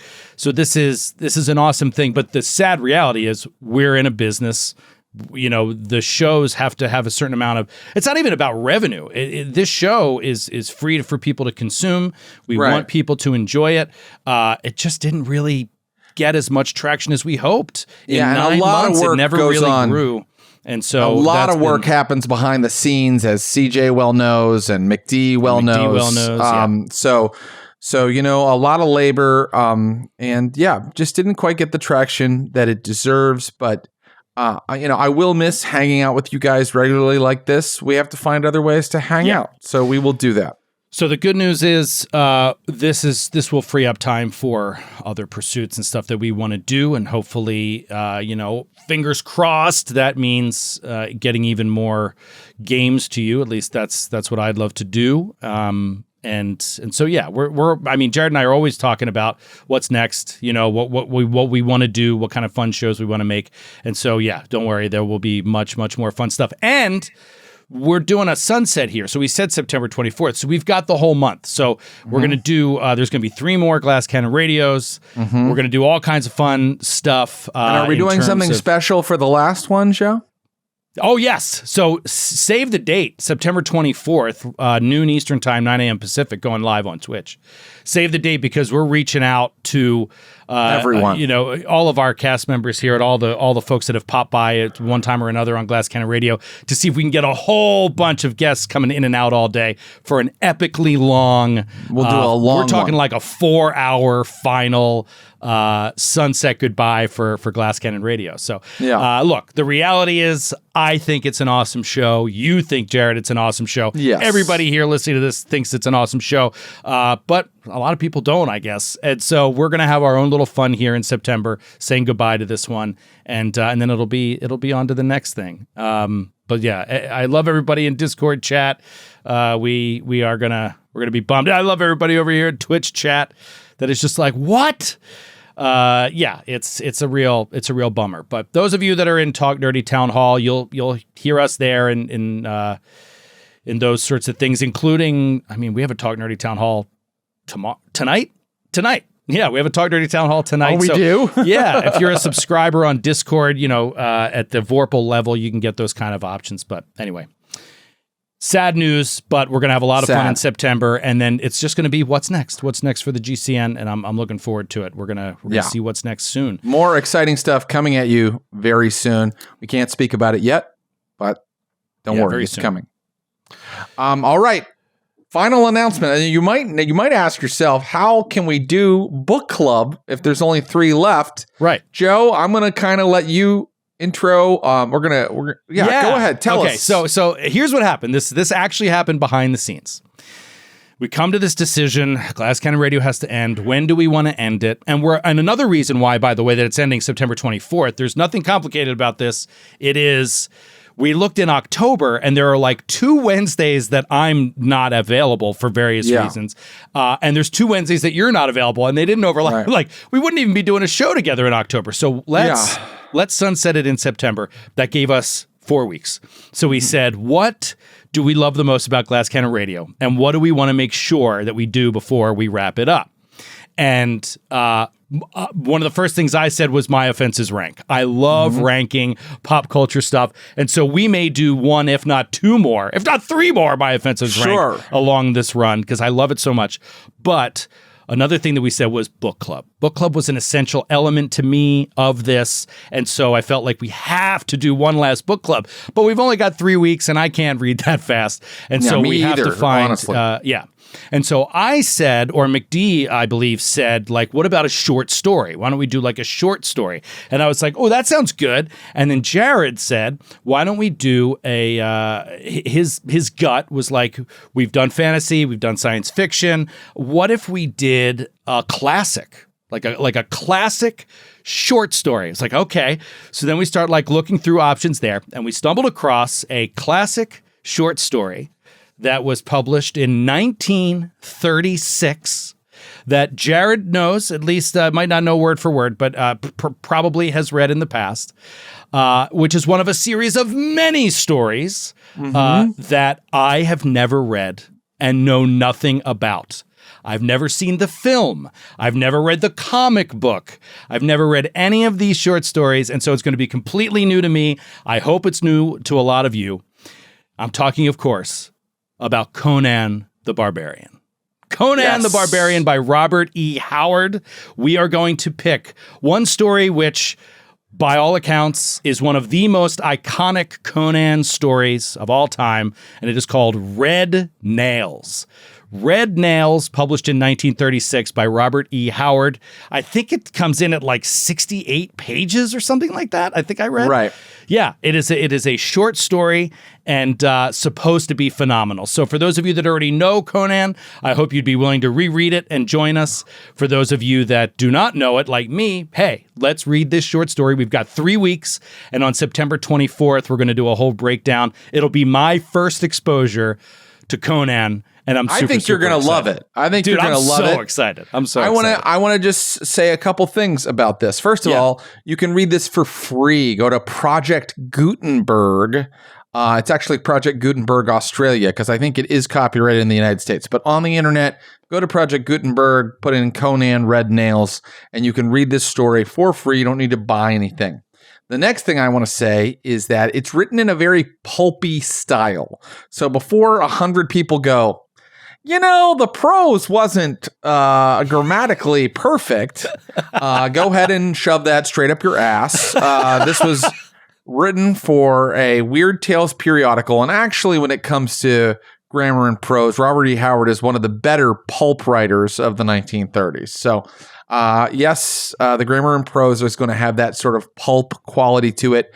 Not always exactly what you'd expect from literary prose. And the final thing I'll say is that this was written in 1936. So it may have attitudes or language that you find in 1936. So it may mention the skin color of a character, where the kind of the way your grandpa does, where you're like, why is that? Why are you telling me that the server was black? I don't slowly shake your head like, what? Yeah, okay, grandpa. If those things bother you, I completely understand. It makes sense to me. But my recommendation, and by the way, I think it's in this story is it's nothing egregious. If you've read Lovecraft, you've read worse. Okay. But just, when those things crop up, imagine grandpa is reading it to you and you'll be like, oh, grandpa, you lived in a different time.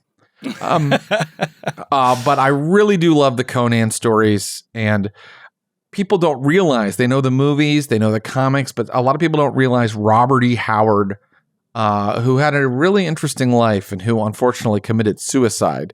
A guy from Texas, wrote all these stories, and he was a one of a kind and kind of a genius. So Can't wait for you guys to read Red Nails and give us your thoughts on it. So this is going to be our way out the door book club. I want to, because we've only got a few left, I want to take a few end of show callers here. Let's just take a few callers, and you could talk about monsters, psychology, GMing at the gaming table, Conan, anything you like, infinite diversity, and Draconic, you're on deck.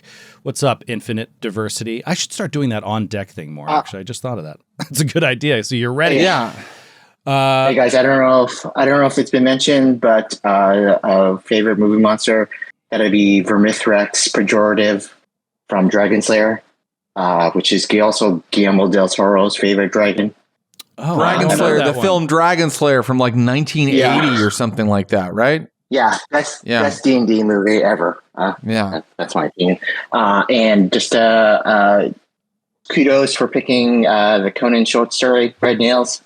My favorite Howard story. So I'm looking forward to participating in book club for the first time too. So that'd be great. Great. Yeah. And so that's going to be on the 24th, along with that. And thanks so much, Infinite, for calling in.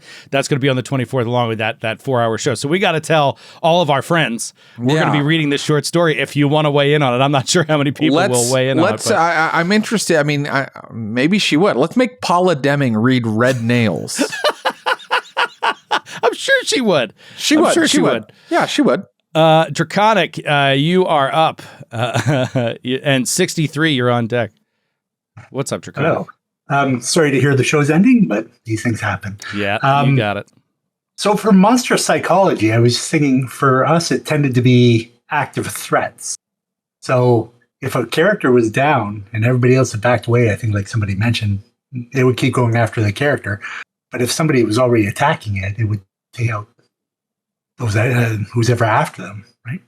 Yeah, see, and I don't disagree, but I feel like that there's very easily, if you take the people out of it, the people that are playing the game, there's very easily two arguments on either side of that in both ways, if that's not confusing enough. So a dumb monster just goes after the one that's already down because they want a meal, or they don't realize that other threat could kill them, and so they just keep going after that one. Or a dumb monster goes after that other one because they don't know that the one that's down isn't dead. They just assume it's already dead. So dumb monster both ways. Intelligent monster is going to go after the current living threat to its own life. The unconscious person is no threat. Why would it go after it? Or the intelligent monster knows you are at your weakest in this moment, and I'm one swing away from making sure no one can bring you up. So, it really comes down to how you GM these games and these stories in these moments with the specific creature you're playing. But I do want to try to maybe push the envelope a little bit more, because I feel like 2E mechanics at least make you very, very survivable, and it's very player friendly. I think that dying condition, maybe it's just some AOEs, right? So that it's not so personal, but it's like you're in the radius, man. You're in the radius. It just made me think what you were just saying, Joe, that an intelligent creature is very aware that it lives in a world with healing magic that can bring people back from dying, like, instantly. Like, a lich or a villain that's intelligent would know that, and maybe, absolutely coup de grace so that guy doesn't get back up and threaten them again. And there's two angles on that. One is I'll take from Discord chat. The other one I'll add in, which is I could go into every gauntlet that I run at Gen Con or every encounter that I run in Pathfinder or Starfinder, and just, if I'm an intelligent monster, just blast down the healer first. Ignore everyone in the front line and go around to the healer and kill them. But I don't do that because that's lame and stupid. So, like, that's one angle. The other angle that I heard from from Discord chat, I'm sorry, I can't shout out your name. I don't remember who said it, but somebody was like, they don't attack unconscious creatures until they come back once from a healer. Right. At which point that eyewitness will either kill somebody till they're dead when they're down, or turn their attention on the healer fully and put them down in that moment. Right. So or even if they just see the healer, they just see the healer healing, I mean, healing it all, like not even bring someone back for the day. Totally. Oh, I got to take this guy out. Yeah. Or how about a really intelligent creature can tell from the healer's stuff? carrying the holy symbol, stuff like that. I mean, maybe a really intelligent creature would target them for that reason. I can definitely see a demon. Yeah. A demon sees a cleric. A demon's going to be like, fuck that. I don't like the fucking cleric, like with the holy shit going on. Totally. I'm taking them out first. Sorry, Draconic. We talked over your entire time. Sorry, buddy. Sorry. Do you got anything else before we let you go? Any monsters you want to add in? I always found the gremlins interesting. Yeah. They start off so sweet and then go out. And then, Jared, I wasn't sure if I misheard you, but they're graboids? Did you say craboids or graboids? Maybe it's graboids, actually. Graboids. Because they were I need to rewatch the movie. Yeah. Yeah. Watch up to 7. It's really interesting. Ooh, Tremors 7. Boy, that's a commitment. That's a commitment. All right. Thanks, Draconic. Always appreciate you calling in. 63, come on up, Mr. E. Knight. You're on deck here. We'll go get a few more in before we wrap up. What's up? What's up? Going on? How are you? Fantastic. Excited to be chatting with you. What's going on? Just want to say off the bat, man, super bummed about Glass Cannon Radio. It was a bright part of my every week. I know. Sorry. I'm so sorry. Ours too. It happens, man. Yep. It happens. Yep. So, got faith in whatever you guys are putting out next is going to be excellent, and we're on board. So. Thank you, sir. Thank you. Movie monsters. I wanted to say nobody talked about white people from Get Out. Oh, yeah. They are the scariest monster. that was really. I didn't see Nope, but I did see Get Out, and I was like, man, this is so good. Like, it's so good. Like, not only is it such a good movie, but there really is this like. The white people thing, it's just really well done. It's really and so menacing and so excellent. Dreadful. Yeah. On a more serious note, Return of the Jedi's got 2 great ones. It's got the Sarlacc pit. Oh yeah, and it's got the Rancor. The Rancor. Exactly. Yeah. That is a good movie monster. Man. Yeah, good. So good movie monsters. And then a niche one for Jared maybe is the octopus thing from Possession. Oh yeah, Possession. Did you ever see Possession? Oh yeah, I saw Possession. Yeah, with Sam Neill, right? Sam Neill and Isabel Johnny. Yeah, and it is a truly bizarre, harrowing horror film that it's kind of surreal, but the creature in it, you're never really sure what it is. Just that it's terrifying. Yeah, I remember reading about the director talking about making the movie. The movie's about divorce, really as a metaphor, and he says that he was either just newly divorced or he was getting divorced during the making of the movie, and he said getting divorced is like getting hit by a car every day for 2 years. Well, hey, watching Possession is like getting hit by a car every day for 2 years. I love that movie, but it is weirdly one of the scariest movies. It's like graphically upsetting in a way that doesn't depend on gore, but like some of the imagery is really upsetting and disorienting. Oh man. Yeah, I love Possession. The subway scene is unreal. Yeah. If anybody wants to look up the subway meltdown, and Possession is pretty incredible. Yeah. Anyways, that's all I got. I just want to say thanks again, you guys. Hey, thank you so much. Thanks for the kind words. And yeah, that's it's a bright spot in our week as well. So we're gonna miss it. Mr. E. Knight, hop up, and then one more. We'll do Sean White to close us out in a second here. Mr. E. Knight coming over from Twitch. Hey guys. Hey. How's it going? I'm doing pretty well. I was a little sad to hear about the departure of the Glass Cannon Radio. Yeah, I would say that it's good timing to do Conan for the book club because they can't cancel you guys for doing something racy. Right? It's not. Listen, look. I started reading it, and they may describe a female character as full bosomed, right? Pretty early on. Who doesn't love a good heaving bosom? I mean, it's just good writing. 1936. Yeah, let's just 1936. And it was a pulp magazine, for guys to read in the barracks. Okay. Yeah, the Frazetta pictures should give it all away at that point. Yeah. Mm-hmm. I did want to mention, as far as monsters go, I don't know if anyone mentioned, I wasn't here super early on the show, but Freddy Krueger? Yeah, Freddy Krueger. So Freddy Krueger does not come under your distinction, Jared, correct? That is Freddy Krueger inhuman? I love Freddy Krueger. Freddy Krueger was a human. He's kind of like a ghost. Like he died and then he shows up in people's dreams. But like I said, other people can have other criteria. To me, though, he's kind of a slasher. Like I put him in the Michael Myers, Jason Voorhees kind of camp where ultimately, I mean, Freddy's making wisecracks, you know. Ultimately, he's kind of a slasher to me.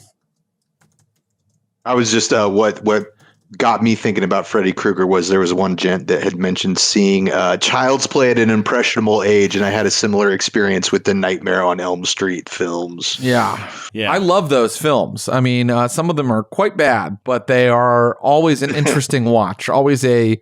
You're always like, wow, what kind of psychology went into making this at this time? And the special effects are always interesting because, you know, they recreate entire dreams in those movies, which make them very different from other slasher films. So, yeah. Thanks so much great for series. the call, Mr. E-Knight, and for the kind words. Wait, does Freddy Krueger... So this is one I saw when I should not have. I was like at a friend's house and like his dad didn't care and we watched a rated R movie and I was like, I'm going to get in trouble. And I was like, so I kept like looking away and it was very scary. Is this the one where... do his fingers come up through a bed and like impale a woman on a bed? I feel like I remember that. Is that three well, no, that might be the first one actually. And then there's a similar thing with a water bed in one of the later ones. But the first one is in some ways really the scariest one. And it has all kinds of little set pieces, kills that are the first one has really Johnny awful. Depp. Clancy Knox says. Yeah. Oh my. Yeah, and now Johnny Depp is a dream warrior in real life, so that's kind of cool too. All right, rounding us out, last call of the day, Sean White. Come on, step on up. You there, Sean? Can you hear me? We got you. We can. Awesome. I'm one of those people that usually watches on YouTube, so glad to be the last caller, I guess. Yeah, thanks for calling. Well, not the last ever, just the last today. We're gonna have three more weeks, but yeah, thanks for calling in. I appreciate it. You're welcome. So movie monsters, I missed a chunk of the discussion, so I don't know. The first ones that came to mind were just the dinosaurs from Jurassic Park. I don't know if those got mentioned. Oh, you got one. You got one on my honorable mentions. Nice. One of my honorable mentions was Velociraptors. I thought that they were. I mean, I saw that movie when I was 8 years old or whatever, and those things scared the crap out of me. Yeah, I loved and they're it, smart. And I mean, those ones alone, like when that movie came out, it was like my favorite movie for a few years, probably. It was right at a time where I was like, this is the greatest thing that's ever happened. And I think so much of the movie at release was all about the T-Rex, right? In terms of like what the shots, the trailer, the epic T-Rex scene is phenomenal, and everything was focused on that. I feel like after it released, the Velociraptors, everyone really latched onto much more, and they are featured much more heavily in like future films as being the predator dinosaur, you know, like they're clever girls. Yeah, they're clever girls. Clever girl. So that was another thing when I got on you about the ants, Jared. I was looking at Velociraptor in my honorable mentions, and I was like, is that a swarm? Because that's one of the key points of the monster is like the one you see is never the one that's hunting you. Right. So it comes at you from the side. Right. The one side you didn't attack. even know Flank. was there. It flanks you. That movie, I was 8 years old and I went out and bought the score and on cassette, and I would stomp around the house and attack my brother and pretend to be a velociraptor. Yeah. That's and great. we know Mary Lou has a great velociraptor She does. impression. She does a great velociraptor, yeah. All right, thanks so much for calling. Sorry, go ahead.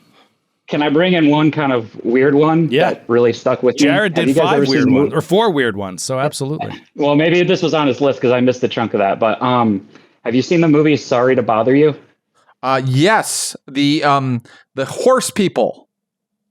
Oh yeah, well that reveal, I mean, that still sticks with me. I still hear them crying for help in my in my mind sometimes. It's interesting because you have like a sympathetic or sad monster, not a monster that's hunting or malevolent, but a monster that is but sort they of. are still very. I can't like look right at them. I find them very grotesque, but their plight is very Very cool. Very sympathetic, cool. definitely. Yeah. I think that's a great one. And hey, and that's one of the reasons that King Kong made my list, right? Because there's this side of you that can suddenly be like, wait, am I rooting for King Kong? Yeah. Okay. On the way out, Jared, give me your honorable mentions. My honorable mentions, we covered most of them. It was the Xenomorph was one of them. The Thing we covered. Predator. Right? Predator on my honorable mentions. Yes, and from The Descent, 2005, directed by Neil Marshall, the subterranean people rat things. Have you seen The Descent, Joe? No, of course you haven't. I do remember that film, though. Entire movie about a bunch of lady spelunkers that get trapped in a cave with these sort of underground dwellers. The Descent is awesome. And then my last monster, an epic one that I threw on the honorable mentions list. I didn't think it could. It wasn't number 6. It couldn't crack the top 5 for me, but I had to mention it. And you mentioned fantasy monsters, and it's just so epically cool. It's seen. I added in the Balrog from Lord of the Rings. Balrog, great That scene pick. is such an amazing scene, and also the way it's done in the film is like, that we talked about this earlier. How you tease a monster. It just starts with like a glow from a distance, and thousands of creatures scream and run. And like, such they a get good out of its way. Yeah, right, exactly. And the way that that Gandalf grabs, them, and it's just like, swords are no more use here, right? It's like there's nothing you can do, and you're the heroes of the story to defeat this monster, and this isn't even the big bad. Yeah. But you just have to run, and then when you finally do see it, it lives up to the hype. So, I love the scene in the film where they all come out of the cave after they have encountered the Balrog, and it's like fantasy Vietnam. They're all like, like crying and stuff. I think that's so well done. Really, really well done. All right, that's going to wrap it up for today's show. Thank you guys so much, as always. Love you guys. Looking forward to talking to you again 3 more times. It's awesome. Of those of you that tune in on Discord, those of you that hang out with us on Twitch, we appreciate you so much. And our YouTube viewers and listeners of the pod week in and week out, we love it. So thank you so much. We got 3 more to go. We're going to have a great time every week. Please show up, hang out, get on air, get your opinions heard. It's going to be a fun run. So we'll see you soon. And see you soon. Everybody. Have a good weekend.